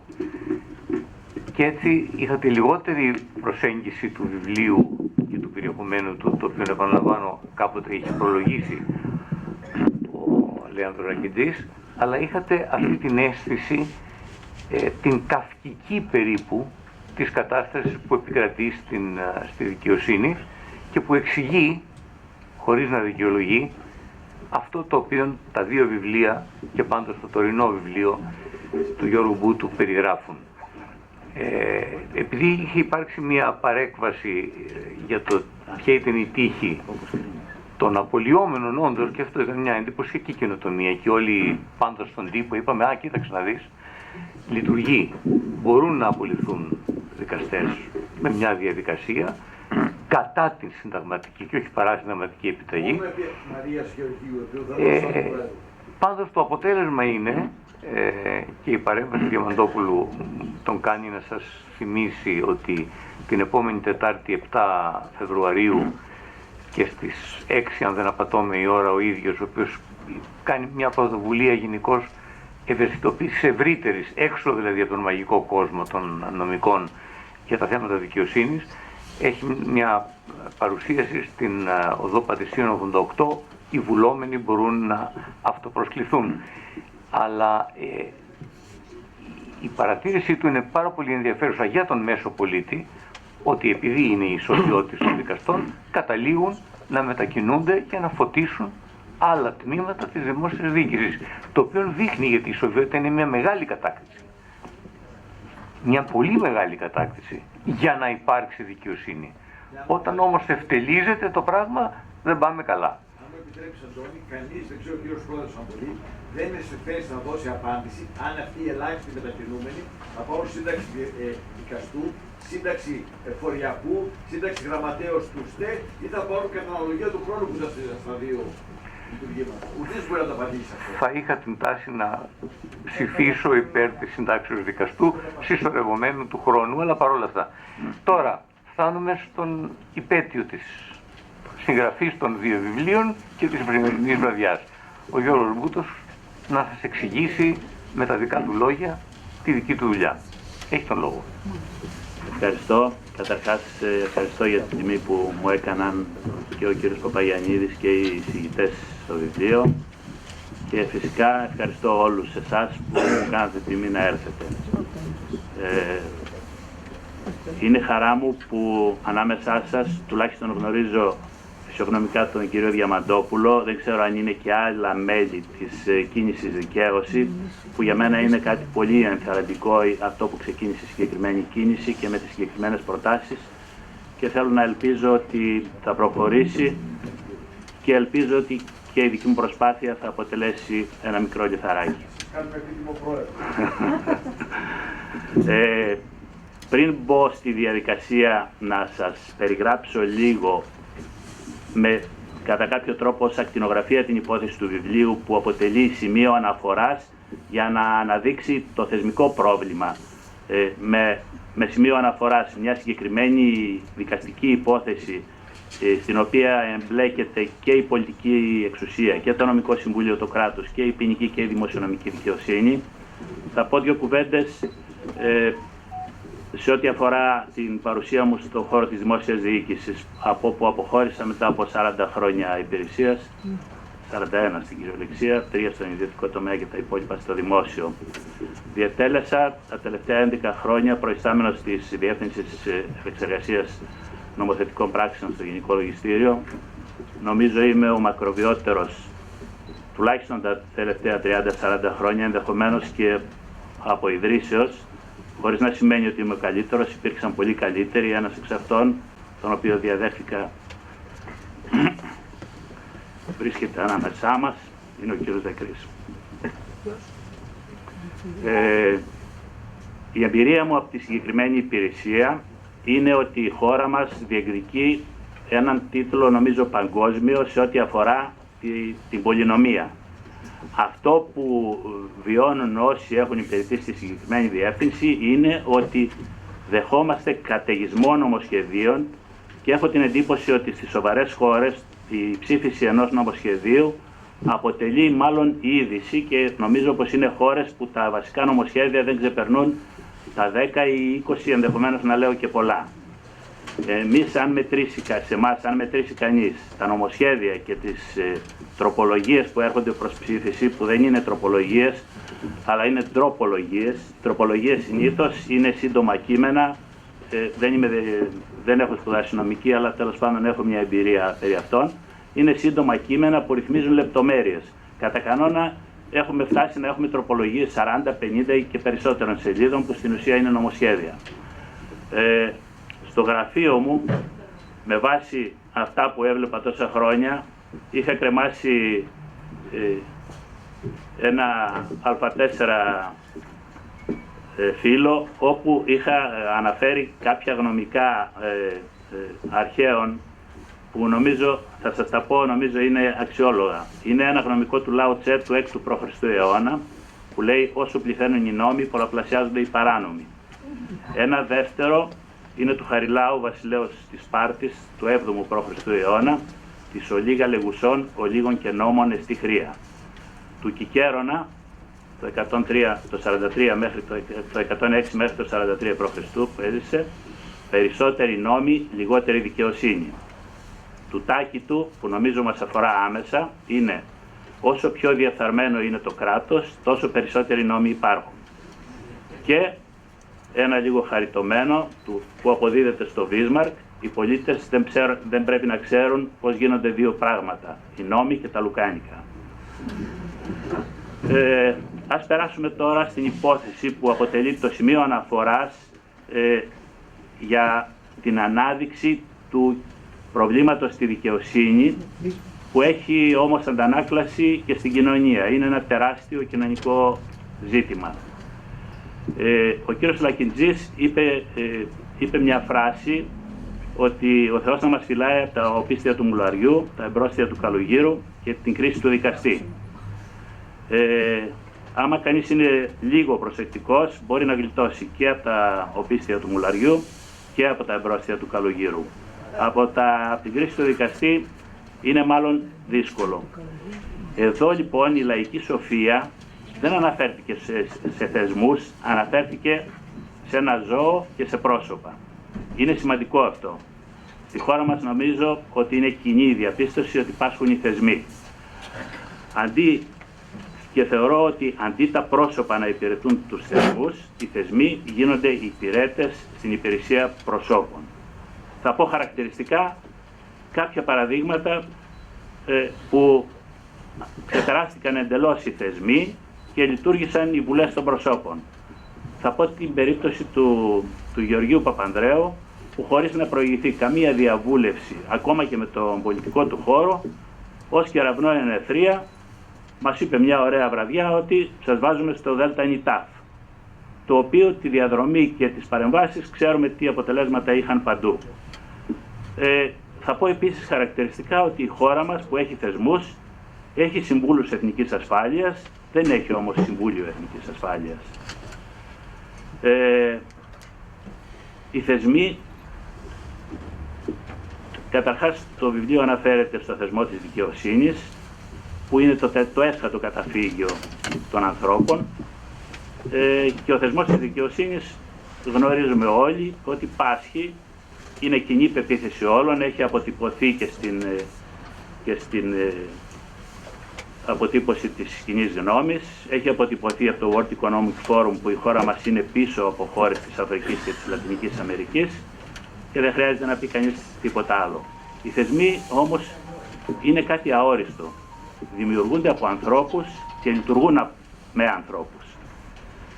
Πριν από 15 χρόνια, ο σημερινός Αρχιεπίσκοπος, ο Ιερώνυμος, είπε μια κουβέντα που νομίζω ότι δεν αξιολογήθηκε όπως έπρεπε. Είπε ότι όταν αρρωσταίνουν οι άνθρωποι, αρρωσταίνουν και οι θεσμοί. Νομίζω ότι βιώνουμε αυτό ακριβώς. Το χρονικό λοιπόν της υπόθεσης που θα προσπαθήσω όσο είναι δυνατόν να σας το συμπτύξω, γιατί μια υπόθεση που έχει διάρκεια 20 ετίας είναι πολύ δύσκολο να συμπτυχθεί. Αυτή λοιπόν η υπόθεση που κράτησε 20 χρόνια, θεωρώ ότι σε μια στοιχειωδώς ευνοούμενη χώρα το πολύ θα είχε τελειώσει σε 6 μήνες, άντε ένα χρόνο. Εδώ κράτησε 20 χρόνια. Και κράτησε 20 χρόνια γιατί οι εμπλεκόμενοι στην υπόθεση ήταν κομματικά στελέχη. Η συγκεκριμένη περίοδος ήταν περίοδος διακυβέρνησης του ΠΑΣΟΚ. Η πλειονότητα αυτών που αναφέρονται μέσα είναι υπουργός, είναι γιος υπουργού, είναι σύζυγος διευθυντή του τότε κόμματος και μεγαλοστελέχη. Είμαι βέβαιος, χωρίς να είμαι απόλυτος, θέλω να πιστεύω ότι έτσι είναι, και στις περιόδους άλλων διακυβερνήσεων το πάρτι γινόταν με άλλους. Εν πάση περιπτώσει, κράτησε, όπως είπαμε, 20 χρόνια αυτή η υπόθεση. Στον πρώτο έλεγχο που κάναμε διαπιστώσαμε απίστευτες παρανομίες, απίστευτες δηλαδή καταβολές αποζημιώσεων σε υποτιθέμενους εκπαιδευτές της ΕΙΕΚ και σε αποζημιώσεις διαφόρων. Θα σας πω ελάχιστα παραδείγματα από τα πολλές δεκάδες, που αυτά που θα σας πω αντίστοιχα υπάρχουν πάρα πολλά.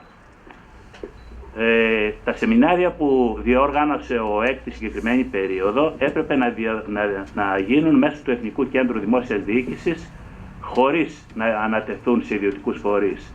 Δεν υπήρχε τέτοια πρόβλεψη, γίναν χωρίς να υπάρχει τέτοια δυνατότητα. Στα σεμινάρια λοιπόν αυτά θα σας πω 2-3 πράγματα. Οι καθηγητές ανωτάτων εκπαιδευτικών ιδρυμάτων που δίδασκαν την ίδια περίοδο στο Εθνικό Κέντρο Δημόσιας Διοίκησης είχαν ωριαία αποζημίωση 12.000 δραχμές. Η αποζημίωση που κατέβαλε ο ΕΚ στα σεμινάρια κυμάνθηκε από 60.000 δραχμές την ώρα μέχρι και 206.000 δραχμές την ώρα. Μία διαπίστωση.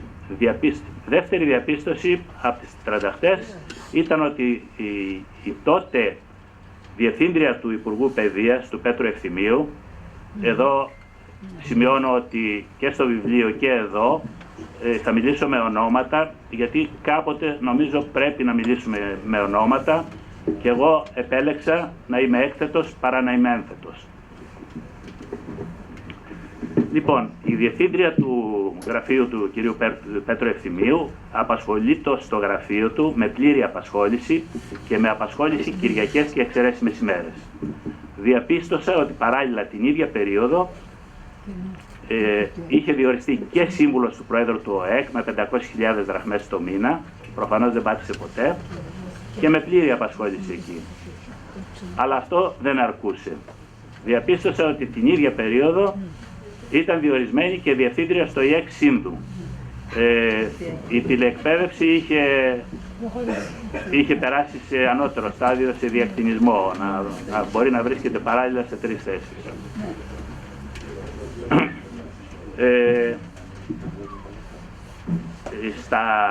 Αυτό ήταν μία παράμετρο σε ό,τι αφορά τους παράνομους διορισμούς και τις αποζημιώσεις. Η δεύτερη παράμετρος, όπου έγινε το μεγάλο πανηγύρι, ήταν οι αποζημιώσεις των εκπαιδευτών.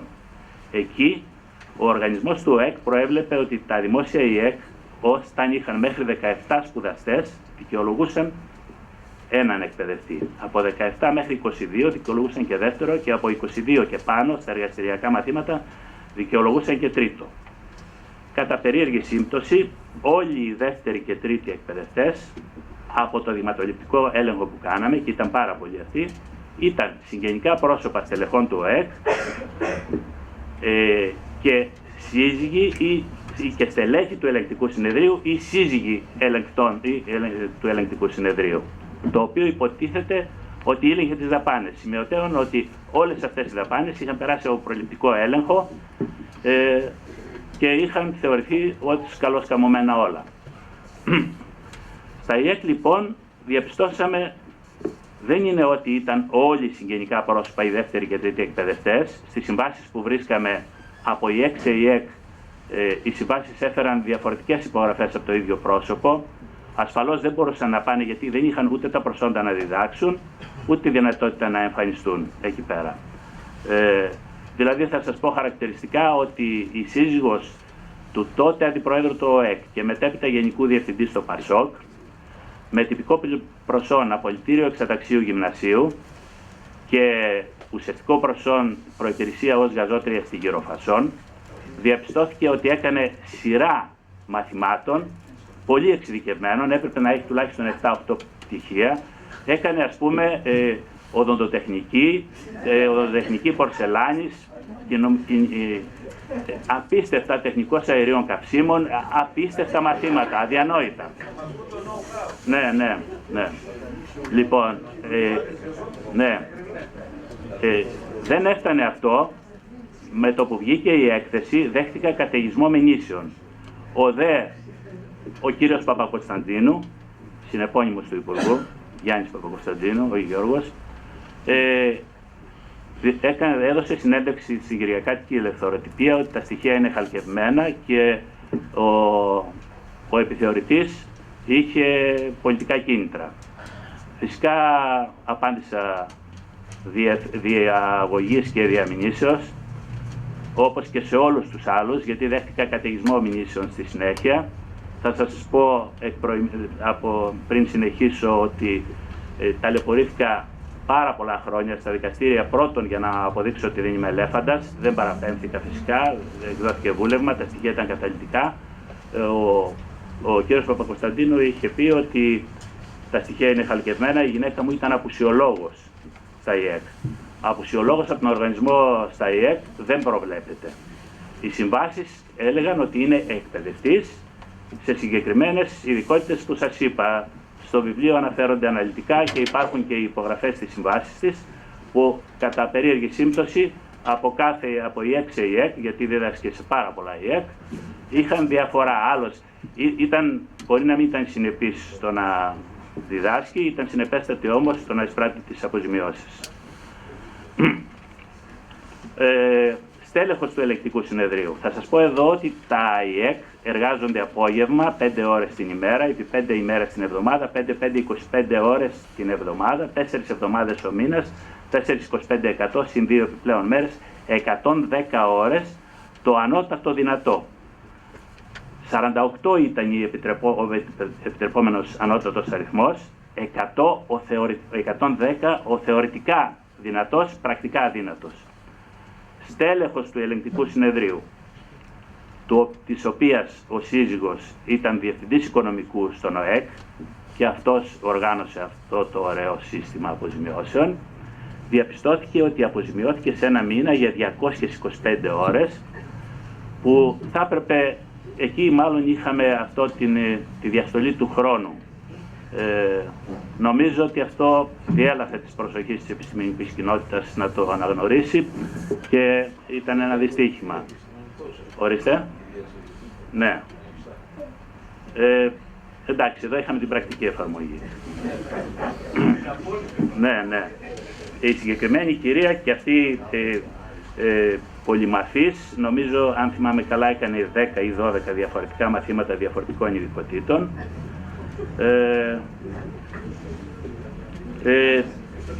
Είναι απίστευτα αυτά με τους εκπαιδευτές και απίστευτο το θράσος. Δηλαδή, οι μηνύσεις που δέχτηκα ήταν βροχή, 13 άτομα. Αφού ταλαιπωρήθηκα, έκανα αγωγή. Θα σας πω εδώ ότι δικάστηκε η αγωγή, επιδικάστηκε σε πρώτο στάδιο να μου καταβάλουν, αν θυμάμαι καλά, 80.000 ευρώ. Εφετειακώς μειώθηκε στις 45.000, ασκήθηκε ανέρεση, χάσαν την ανέρεση, έπρεπε να μου καταβάλουν 99.000 ευρώ. Μεταξύ αυτών που μου κάναν μηνύσεις ήταν και γιος Υπουργού και Διευθυντής Πολιτικού Κόμματος και Μεγαλόσχημη. Έπρεπε λοιπόν να μου καταβάλουν 99.000 ευρώ, μου πρότειναν συμβιβασμό, να μου καταβάλουν το κεφάλαιο, 45.000. Έκανα δεκτό το συμβιβασμό υπό την προϋπόθεση ότι θα μου υπογράψουν και μία δήλωση. Η δήλωση λέει ότι υπολοιπτόμεθα τον κύριο Μπούτο και ότι είπαμε και ότι κάναμε εις βάρος του ήταν προϊόν πεπλανημένων αντιλήψεων. ήταν προϊόν πεπλανημένων αντιλήψεων, αυτά που είπαν εις βάρος μου.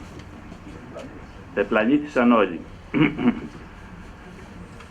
Για να δω και τις σημειώσεις μου. Λοιπόν, εκδίδουμε αφού εκδόθηκε λοιπόν, καταρχάς βγάλαμε το πρώτο πόρισμα και το στείλαμε στην ποινική δικαιοσύνη. Τέθηκε υπόψη του Υπουργού.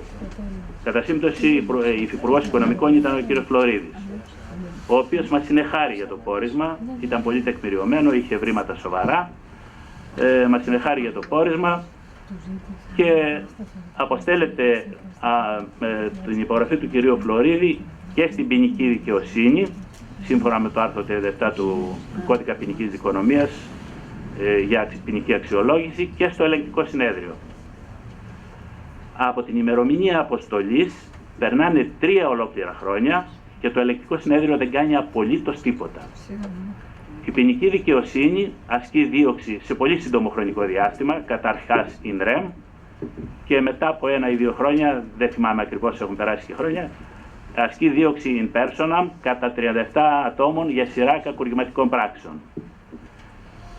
Έρχεται λοιπόν το ελεγκτικό συνέδριο μετά από 3 χρόνια, μετά και το 4ο χρόνο αφού πήρε την έκθεση, και εκδίδει έκθεση κατασταλτικού ελέγχου, η οποία περνάει με ελάχιστες σελίδες το πόρισμα, χωρίς καμία ειδική αναφορά, χωρίς να αντικρούσει το παραμικρό, με μια αναφορά ότι από την πλειονότητα των περιπτώσεων δεν συντρέχει λόγος καταλογισμού. Προσβάλλω την έκθεση και για καλή μου τύχη δεν την προσέβαλα επί του ουσιαστικού, γιατί θα πήγαινε άκλαστη. Την προσβάλλω για το βασιζόμενο στο ολίσθημα του συντάκτη της έκθεσης, ότι από την πλειονότητα των περιπτώσεων δεν συντρέχει λόγος καταλογισμού. Πού είναι λοιπόν η μειονότητα των περιπτώσεων που συντρέχει και δεν μας τη λέτε? Η έκθεση αυτή, πριν γίνει αποδεκτή από το αρμόδιο τμήμα του ελεγκτικού συνεδρίου, αποστέλλεται από τον τότε πρόεδρο του ελεγκτικού συνεδρίου, τον Γεώργιο Σταύρο Κούρτη, στην ποινική δικαιοσύνη. Επομένως, η ποινική δικαιοσύνη, που είναι στο στάδιο της διερεύνησης και της αξιολόγησης, έχει ένα κρίσιμο στοιχείο, το ότι το ελεγκτικό συνέδριο δεν έκρινε ότι συντρέχει λόγος καταλογισμού. Προσβάλλω την έκθεση, ακυρώνεται. Απευθύνομαι στον Γεώργιο Σταύρο Κούρτη, του λέω ότι στείλατε ως μη οφείλατε μη οριστική έκθεση, έχετε ιδιαίτερη νομική υποχρέωση να στείλετε τη δεύτερη, να ενημερώσετε την ποινική δικαιοσύνη ότι ακυρώθηκε. Δεν το πράττει. Εκδίδεται δεύτερη έκθεση κατασταλτικού ελέγχου, περίπου μετά από 2 χρόνια, έχω χάσει τις ημερομηνίες, και συμβαίνει το εξής. Οι νομικοί θα το καταλάβουν πολύ εύκολα, αλλά νομίζω ότι επειδή οι νόμοι είναι ζήτημα και κοινής λογικής, θα το καταλάβουν. Έχουμε εδώ να διενεργείται παράλληλα σε 2 επίπεδα, ποινική αξιολόγηση και δημοσιονομική. Μία αμιγώς δημοσιονομική περίπτωση, υπόθεση όπως η συγκεκριμένη, αν έπρεπε να προηγηθεί ένα δικαστήριο, αυτό ήταν το δημοσιονομικό δικαστήριο, έτσι ώστε η ποινική δικαιοσύνη να έχει ασφαλές κριτήριο σε σχέση με τα δημοσιονομικά πεπραγμένα. Η ποινική δικαιοσύνη λοιπόν, είπαμε, ασκεί δίωξη, το ελεγκτικό συνέδριο βγάζει την πρώτη έκθεση, ακυρώνεται, βγάζει τη δεύτερη, και η δεύτερη έκθεση τι λέει? Το ελεγκτικό συνέδριο έχει όλα τα δημοσιονομικά δεδομένα να κρίνει και αποφαίνεται ότι βρίσκεται σε εξέλιξη η ποινική δίκη, πρέπει να περιμένουμε να αποφανθεί το ποινικό δικαστήριο. Δηλαδή, κατά το κοινώς λεγόμενο, είναι ο κυνηγός βλέπει το λύκο, έχει το ελεγκτικό συνέδριο δηλαδή τα πάντα για να αξιολογήσει και ψάχνει τον τωρό του. Και το ελεγκτικό συνέδριο ψάχνει να δει τι θα πει η ποινική δικαιοσύνη για ένα δημοσιονομικό ζήτημα. Αγωνίζομαι τουλάχιστον 2 χρόνια με επανειλημμένες αναφορές και καταφέρνω. Η έκθεση αυτή στέλνεται πάλι από τον Γεώργιο Σταύρο Κούρτη στην ποινική δικαιοσύνη και εξακολουθεί να λειτουργεί ως τεκμήριο απαλλαγής. Παλεύω με αλλεπάλληλες αναφορές που τεκμηριώνω ότι αυτό δεν μπορεί να σταθεί, έχετε κύριοι τα δεδομένα.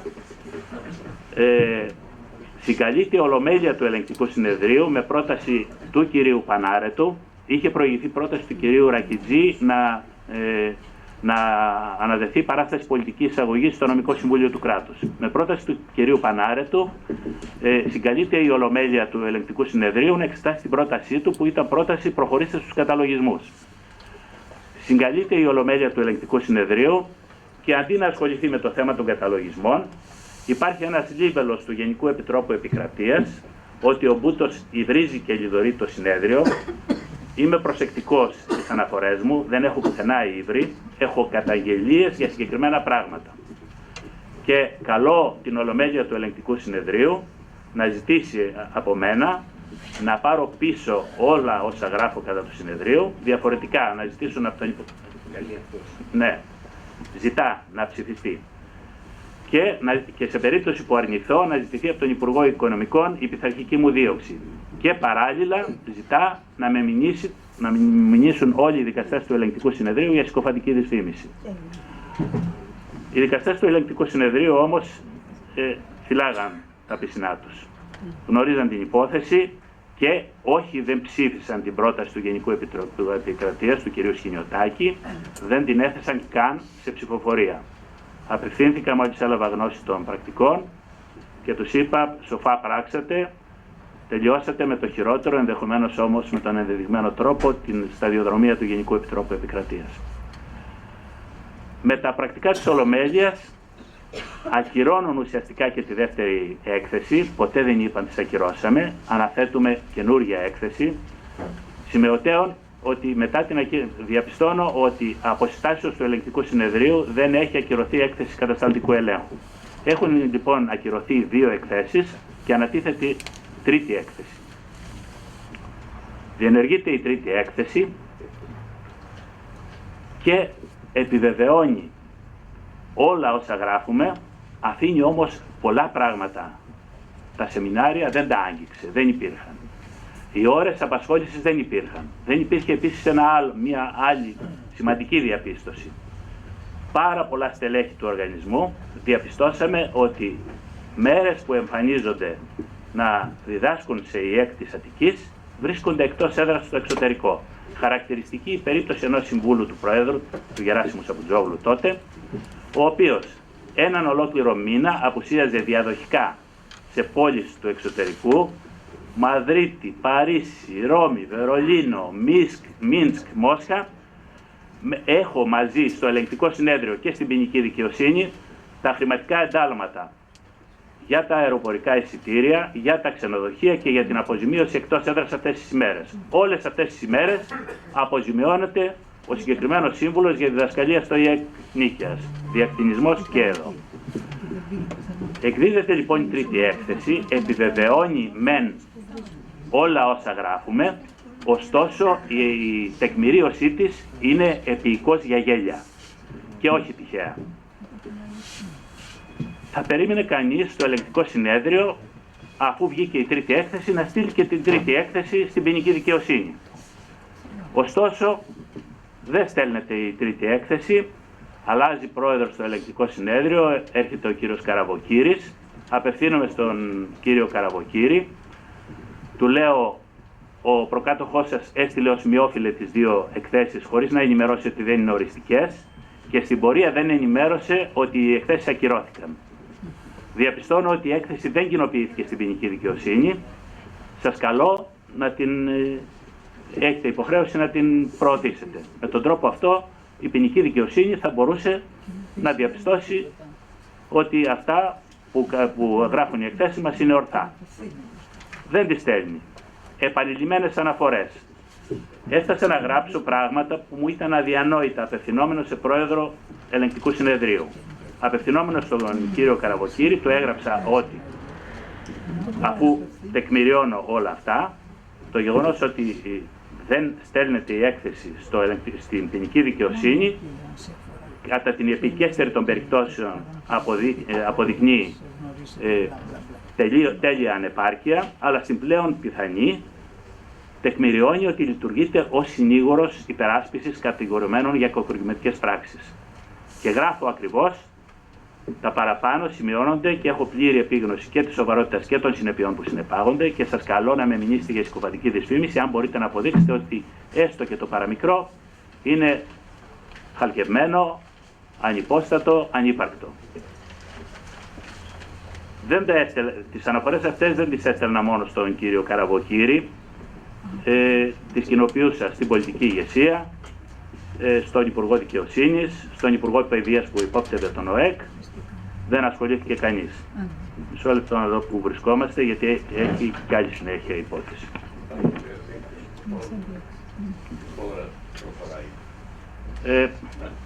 Θα προσπαθήσω να το συμπτύξω.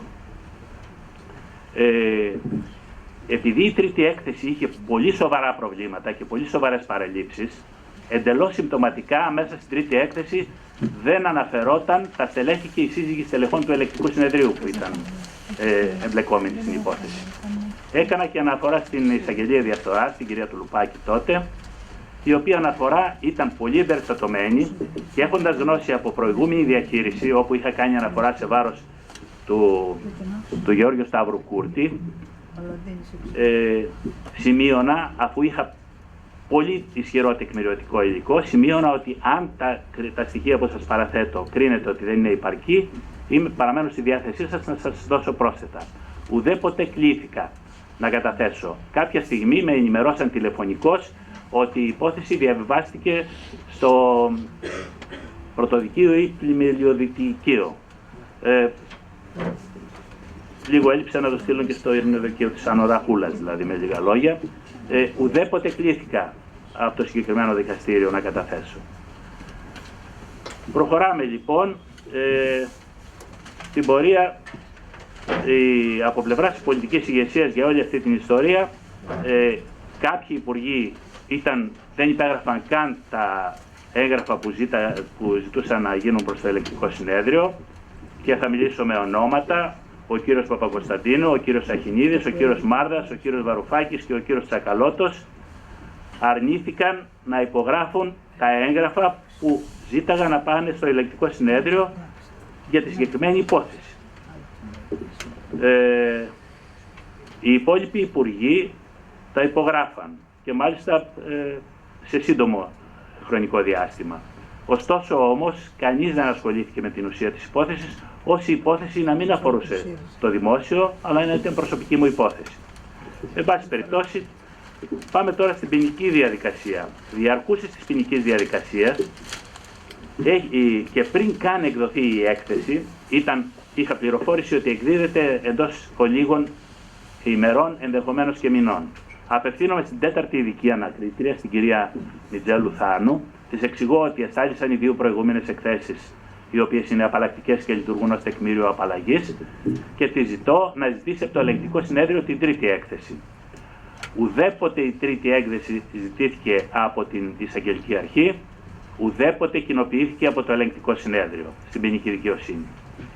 Και έρχεται τώρα το Συμβούλιο Εφετών, απαρτιζόμενο από τους εφέτες, από την κυρία Κακαβά, από την κυρία Σακελαρίου και από τον κύριο Χριστοδούλου. Αν δεν κάνω λάθος, ο κύριος Χριστοδούλου εξελίχθηκε και σαν αντιπρόεδρο του Αριουπάγου. Το Συμβούλιο Εφετών διαθέτει 18 τεράστια χαρτοκιβώτια, τα οποία έχουν μέσα όλο το τεκμηριωτικό υλικό. Συμβάσεις των εκπαιδευτών φαντασμάτων,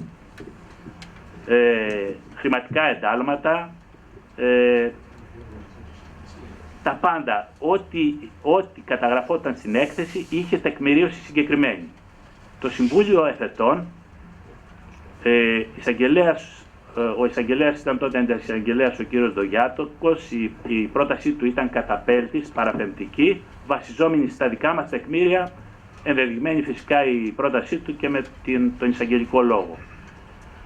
Το Συμβούλιο Εφετών εκδίδει απαλλακτικό βούλευμα και αναφέρει ότι οι συγκεκριμένοι εκπαιδευτές δίδαξαν το μάθημα της πληροφορικής και η επιλογή τους έγινε από τριμελή επιτροπή. Ο οργανισμός του ΟΕΚ προέβλεπε ότι δεν προσλαμβάνεται εκπαιδευτής, δεν μπαίνει καν στον πίνακα των υποψηφίων προς πρόσληψη αν δεν διαθέτει τα απαιτούμενα προσόντα.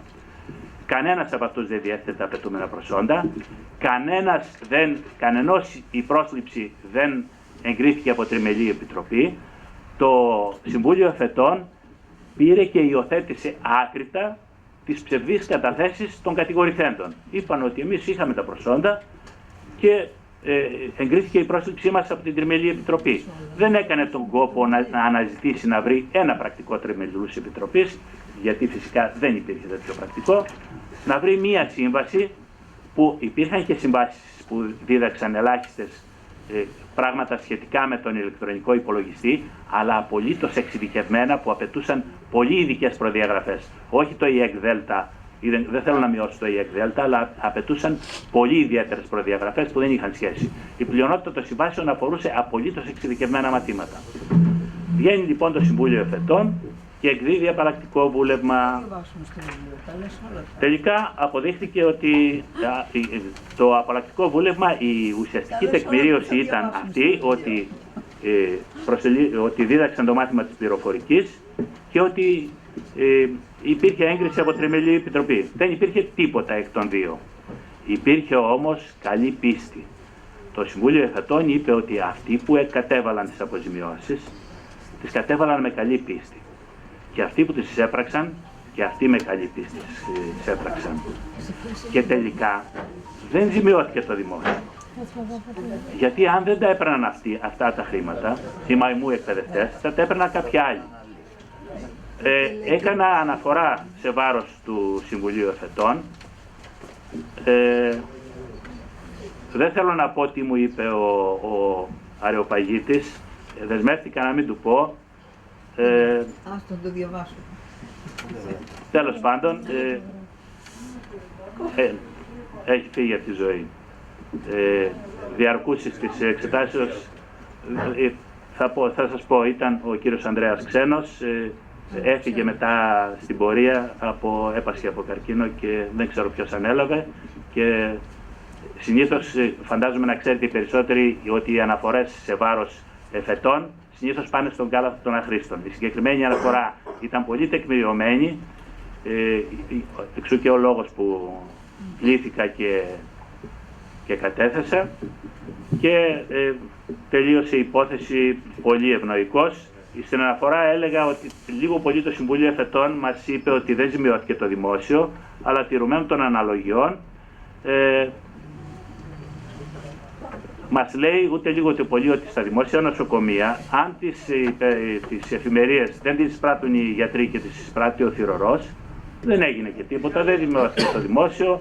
Καλή πίστη να υπάρχει, και κάπου γράφω στο βιβλίο, η καλή πίστη σώζει, η πίστη σώζει, αλλά η καλή πίστη διασώζει.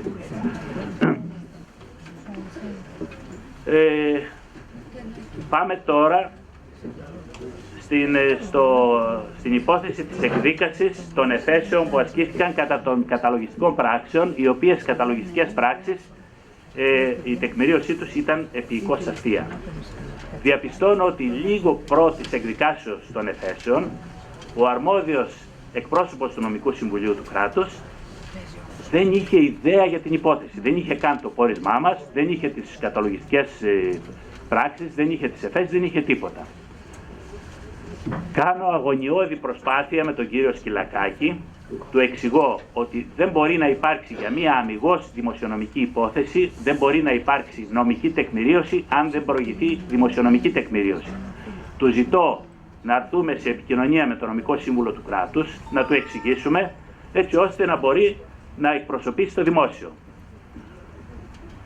Ο κύριος Σκυλακάκης μου στείλε ένα μήνυμα ότι να επανέλθετε το Μάιο. Αυτό είχε γίνει νομίζω τον Ιανουάριο. Επανέρχομαι, του εξηγώ, εκδικάζεται η υπόθεση, το Μάιο χαιρέταμα στον Πλάτανο, και εκεί τελειώνει η υπόθεση. Στο δικαστήριο ο εκπρόσωπος του Νομικού Συμβουλίου ήταν παρόν, ως παρόν όμως. Δεν κατέθεσε ούτε προτάσεις, και εδώ θέλω να θέσω και ένα ζήτημα και προς τον κύριο Ρακιτζή και προς τους νομικούς. Εγώ νομίζω ότι οι νόμοι πρέπει να εξετάζονται, πρέπει να υπακούν στην κοινή λογική και όλα να είναι αποτέλεσμα της κοινής λογικής. Έρχεται λοιπόν το ελεγκτικό συνέδριο και όλες αυτές τις παράνομες αποζημιώσεις κάνει δεκτές τις αφέσεις και τους απαλλάσσει όλους. Δηλαδή, μου ήταν αδιανόητο αυτό το πράγμα και διερωτώ με, το ελεγκτικό συνέδριο λέει σε μία απόφαση μπόρεσα και βρήκα, λέει ότι τα πραγματικά περιστατικά συμφωνούν με αυτά που έγραψε το Συμβούλιο Εφετών και εγώ διερωτώ με τώρα, δεσμεύεται το ελεγκτικό συνέδριο τόσο πολύ από την απόφαση? Κάποια νομολογία που διάβασα λέει πράγματι ότι είναι δεσμευτική η κρίση του ελεγκτικού συνεδρίου υπό την προϋπόθεση ότι συμπίπτουν τα πραγματικά περιστατικά. Όμως το δημοσιονομικό δικαστήριο, ερωτώ, έχει τα πραγματικά περιστατικά και έχει και το Συμβούλιο Εφετών που λέει ότι τα πραγματικά περιστατικά είναι αυτά. Ανύπαρκτα πραγματικά περιστατικά. Δεν μπορεί να υπερκεράσει την κρίση του δικαστηρίου του ποινικού και να πει ότι τα πραγματικά περιστατικά είναι αυτά?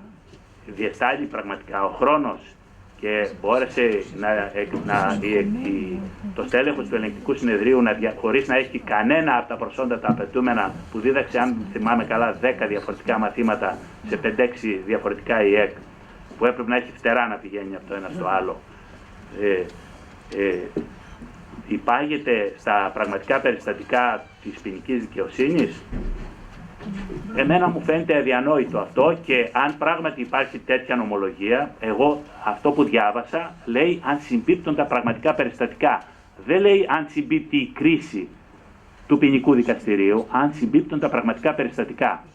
Το ελεγκτικό συνέδριο είναι προφανές ότι λειτουργήσε συντεταγμένα κατά την άποψή μου σε συνδυασμό και με την ποινική δικαιοσύνη και με το νομικό συμβούλιο του κράτους επί 20 συναπτά έτη, και εδώ είναι η ιδιαιτερότητα της περίπτωσης, ότι αυτά δεν μπορούσαν να γίνουν μεμονωμένα. Και η αιτία είναι το γεγονός ότι στην υπόθεση ήταν εμπλεκόμενοι γιος Υπουργού, Υπουργός, Διευθύντρια του Γραφείου Υπουργού, Διευθυντής Πολιτικού Κόμματος, μεγαλόσχημη. Και αυτή ήταν η πολύ ωραία εξέλιξη της υπόθεσης. Θέλω να πω εδώ ότι για μένα το πρόβλημα στη δικαιοσύνη έγκυται και στους νόμους και στη δικονομία και σε μεγάλο βαθμό στην αξιολόγηση των δικαστών, που εδώ θεωρώ ότι είναι πολύ σοβαρό πρόβλημα. Θεωρώ ότι η κίνηση δικαίωση, που φαντάζομαι απορτίζεται και από επιστήμονες στο χώρο, είδα ότι έχει κάνει πολύ σημαντικές προτάσεις στο θέμα της νομοθέτησης. Νομίζω ότι και στο θέμα της αξιολόγησης των δικαστών θα πρέπει με κάποιο τρόπο να βρεθεί λύση. Μπορεί να μου φύγαν σημαντικά πράγματα, αλλά νομίζω ότι αν διαβάσει κανείς το βιβλίο, μάλλον θα σας δείξω ένα από τα ντοκουμέντα, δεν ξέρω, ίσως το έδειξε ο Διονύσης, ότι όσα καταγράφαμε, εδώ έχω το παράρτημα από τις χωρισματικές μας εκθέσεις. Θα σας δείξω ότι για κάθε έναν εκπαιδευτή να το εμπεδώσουμε καλά. δεν βρέθηκε όπως για έστω και το παραμικρό από ένα τέτοιο τεράστιο πίνακα, όπου έχουμε εδώ αυτός ο εκπαιδευτής δίδασκε ήταν εκπαιδευτή που δίδασκε παράλληλα την ίδια περίοδο σε 6-7 ΙΕΚ, δηλαδή είχε και δυνατότητα τηλεμεταφοράς από το ένα στο άλλο και πανεπιστήμονο φυσικά. Νομίζω ότι κλείσαμε. Εγώ θα περίμενα να γίνουν ερωτήσεις και ευχαριστώ στη διάθεσή σας.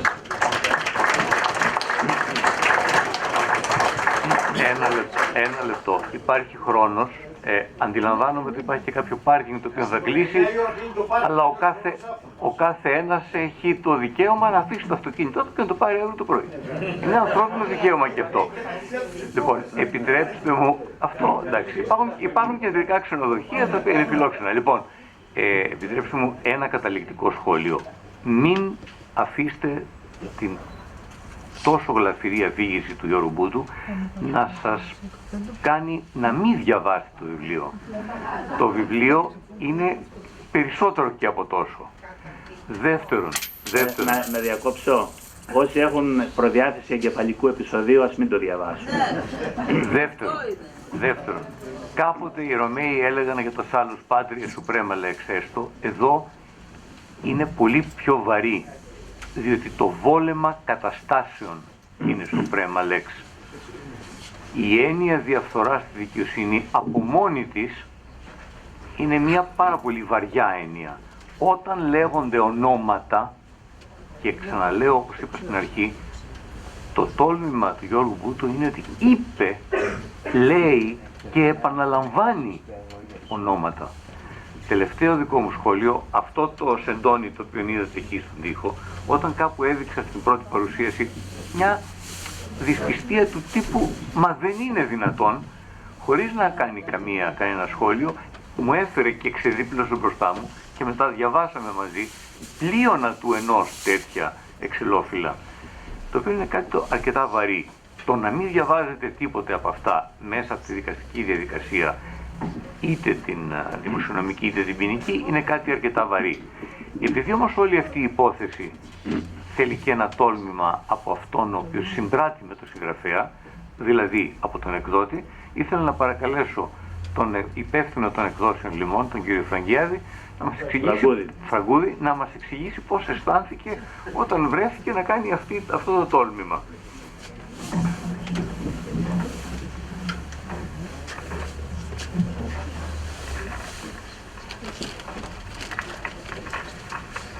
Κυρίες και κύριοι, καλησπέρα σας.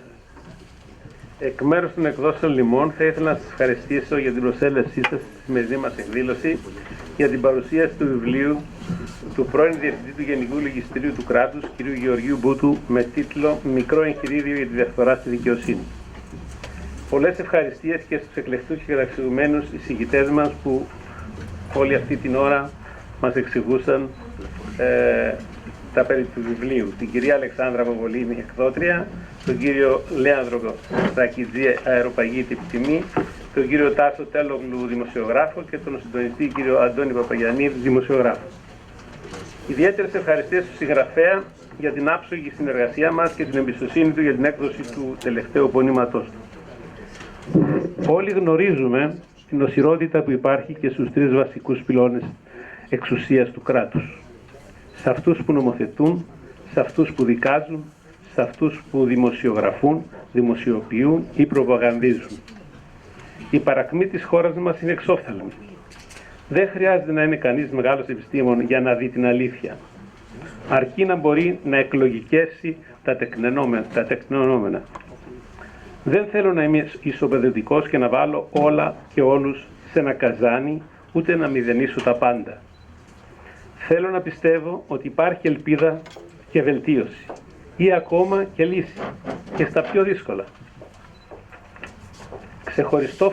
Ξεχωριστό φωτεινό παράδειγμα, ο συγγραφέας κ. Γεώργιος Μπούτος, ο οποίος με μεγάλο ζήλο, κοπιαστική εργασία, υπομονή, επιμονή, ακεραιότητα και χωρίς φόβο, όρθωσε το ανάστημά του απέναντι σε πολλούς και ισχυρούς της κρατικής εξουσίας.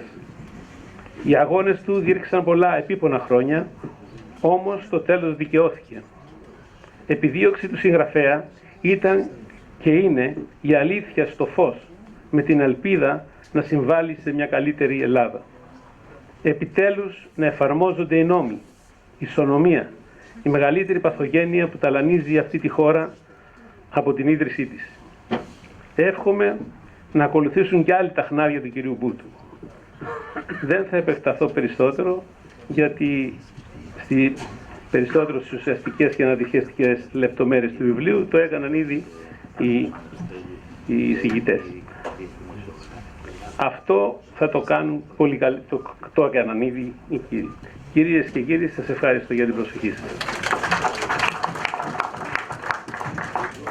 Και έτσι με κάποια νότα αισιοδοξίας έκλεισε αυτός ο γύρος. Αν υπάρχει κάποια ερώτηση ή παρέμβαση, πλην του Θανάση Διαμαντόπουλου, ο οποίος θα κλείσει, υποθέτω. Ναι. Λοιπόν, έχουμε μπροστά μας ακριβώς 29 λεπτά. Συν 10 λεπτά μέχρι να πάτε στο γκαράζ, έχετε το λόγο. Ευχαριστώ πολύ. Δύο-τρεις επισημάνσεις για να καταλάβει πέραν όσων είπε κυρίως ο κ. Ρακιτζής και όσα αναφέρονται και στο βιβλίο, για να καταλάβουμε το μέγεθος του προβλήματος.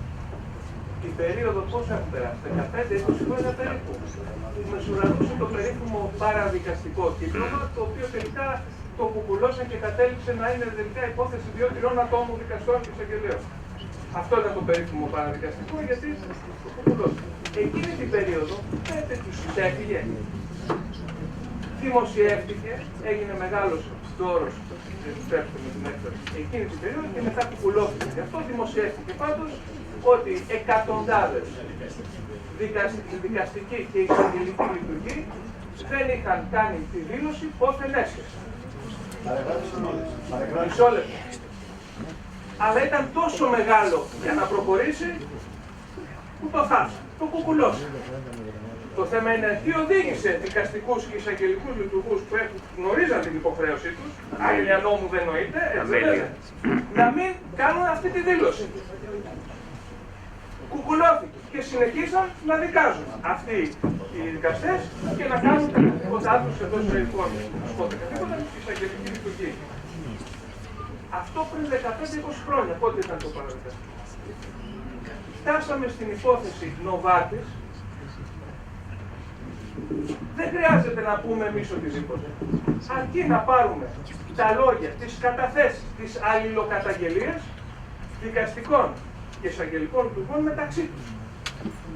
Που εμφανίζονται δύο φράξεις με κομματικά κίνητρα, έτσι οι ίδιοι το εμφανίζουν μεταξύ τους και αυτά που λένε δεν χρειάζεται εμείς να πούμε οτιδήποτε. Να πάρουμε αυτά που οι ίδιοι οι λειτουργοί της δικαιοσύνης λένε ο ένας σε βάρος του άλλου. Αφήστε 2 λεπτά για κάποιον άλλον.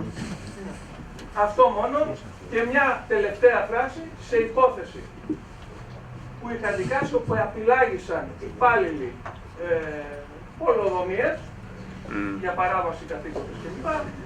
Απειλάγησαν με την εξής αιτιολογία. Αυτό είναι να το δημοσιεύεις, όπως και αυτά που έλεγε. Έτσι λειτουργεί το ελληνικό δημόσιο. Υπάρχει κάποια άλλη ερώτηση? Διευκρινίζω, όπως και ο συγγραφέας μου υπενθύμισε μάλλον, ότι η ερώτηση είναι ένα μικρό σκέλος φράσεως που στο τέλος έχει ερωτηματικό. Υπάρχει κάποια ερώτηση τέτοιου τύπου?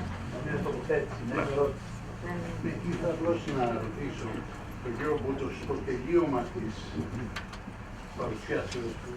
Είπε ότι όλες αυτές οι εφέσεις οι οποίες είχαν να κάνουν με υποθέσεις οι οποίες ήταν παράνομες και είχαν γίνει και πράξεις κατά κύρωση κτλ. Όλες γίνονται αποδεκτές από το Ελληνικό Συνέδριο. Ναι. Με αποφάσεις της σημερινής Προέδρου του Ελεγκτικού Συνεδρίου, της κυρίας Σωτηρίας Δούνη.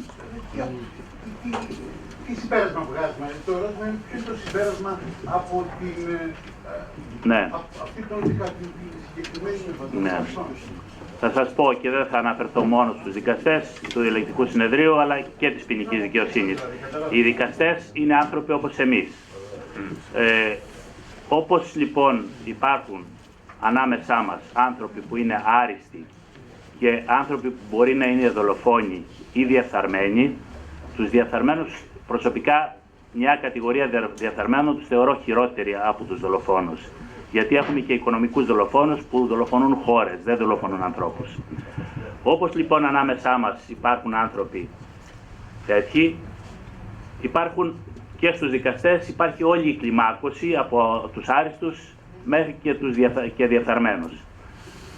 Εγώ δεν θέλω να χαρακτηρίσω, πιστεύω όμως ότι ο αναγνώστης και των δύο βιβλίων θα εξάγει ασφαλή συμπεράσματα αν οι συγκεκριμένες αποφάσεις και του Συμβουλίου Εφετών και του Ελεγκτικού Συνεδρίου εκδόθηκαν κατά συνείδηση ή κατ' επιταγή.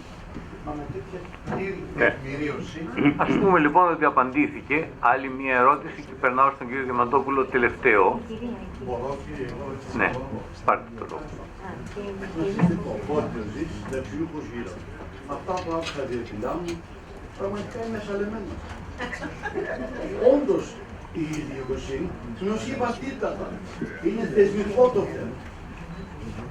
Σταθίζομαι με τον κύριο να τεράστια εμπειρία σαν Μην διαβάσετε το βιβλίο τότε, άμα είστε σαλεμένος. Θες τα πάντα όλα. Συμφωνήσαμε ότι θα υπάρξει κάτι σαν ερώτηση, όχι άλλη τοποθέτηση. Εγώ έχουμε στο Βουλίο, θα σας καλοπάσετε και επίσης έχουμε και πραγματικά να κάνετε ως σταυρό σας, κύριε Διευθυντά, κύριε Πούτο Γεώργιε, που είστε εν ζωή. Αλλά δεν σας καθαρίζαμε, διότι πραγματικά μπήκατε στην ουσία των προβλημάτων. Τους ξεπλακώσατε περισσότερο, τους βάλετε στα μανταλάκια. Και αυτό λέγεται ελληνική δημοκρατία. Και είμαστε χώρα της Ευρωπαϊκής Ενώσης. Τρομάρα στα πατάκια. Και μετά. Λοιπόν, να προχωρήσουμε παραπέρα γιατί δεν αποτελεί. Ένα λεπτό. Στην Ευρώπη και στους υπολείπους. Μόνο μας καταστροφή. Όχι, η κυρία θα το πάρει μετά το Διαμαντόπουλο. Η κυρία που θέλει να πάρει τον λόγο έχει αυτοκίνητο στο πάρκινγκ ή όχι.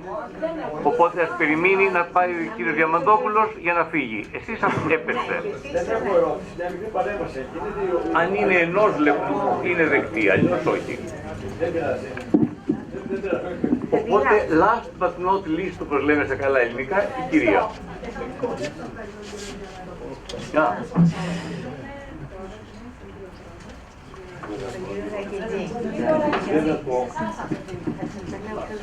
Επειδή μας εξέδωσε ο κ. Βουτός, το πώς μια ειδική επιτροπή του προβλεπόταν για τις προβλήσεις, ποτέ δεν έκανε. Αυτό δεν έγινε, αυτή η προβλήση πάλι. Δεν υπήρξε ποτέ την απόφαση. Οι άνθρωποι δίδαξαν χωρίς να έχουν τα απαιτούμενα πρόσωπα και να μην σας κουράζω τα αφήσαμε το δραστικό λαό. Η εισαγγελική πρόταση του Συμβουλίου των Εθνών θα μεταφραστεί. Οπότε, στο πρώτο Συμβούλιο. Ναι, όχι κατά. Δεν αντέκρουσε ποτέ το Συμβούλιο των Εθνών. Ελάτε κοντά μου. Δεν σας ακούω. Ελάτε στο μικρόφωνο. Ακούγεται περισσότερο. Ναι, κυρία Πρόεδρε. Λοιπόν, είπαμε λοιπόν ότι το σκεπτικό, η εισαγγελική πρόταση στο Συμβούλιο των Εφετών ήταν καταδικαστική. Να το συντομεύσουμε. Όχι καταδικαστική, παραπεμπτική. Παραπεμπτική για τους κατηγορούμενους. Αυτή η πρόταση, η οποία ήταν απόλυτα τεκμηριωμένη του εισαγγελέα, δεν την αντέκρουσε ποτέ το Συμβούλιο των Εφετών. Ποτέ. Αυτό πώς ερμηνεύεται, κύριε Πρόεδρε, δηλαδή εσείς πώς το αποδίδετε σαν νομικός, και δεύτερον, όταν έφτασε η υπόθεση στο ελεγκτικό συνέδριο, πώς είναι δυνατόν με τόσα στοιχεία που είχε θέσει ο κύριος Μπούτος επί σειρά ετών στο ελεγκτικό συνέδριο, δεν έλαβε υπόψη του το ελεγκτικό συνέδριο, το έθεσε και ο κύριος Μπούτος αυτό, την ουσία, τα τεκμήρια δηλαδή, τα οποία είχε αναχείρας, και προχώρησε και στη δημοσιονομική απαλλαγή. Εδώ οι μεν προχώρησαν στην ποινική απαλλαγή τους και το ελεκτικό στην δημοσιονομική απαλλαγή. Αυτό λοιπόν νομικά εξηγείται, επιτρέπεται. Το άρθρο 117 που είπατε κάποια στιγμή, αν σωστά το κατάλαβα, που για λόγους ευθυξίας νομικής δεν επιτρέπεται να σχολιάζετε, τι θα λέγατε γι' αυτό?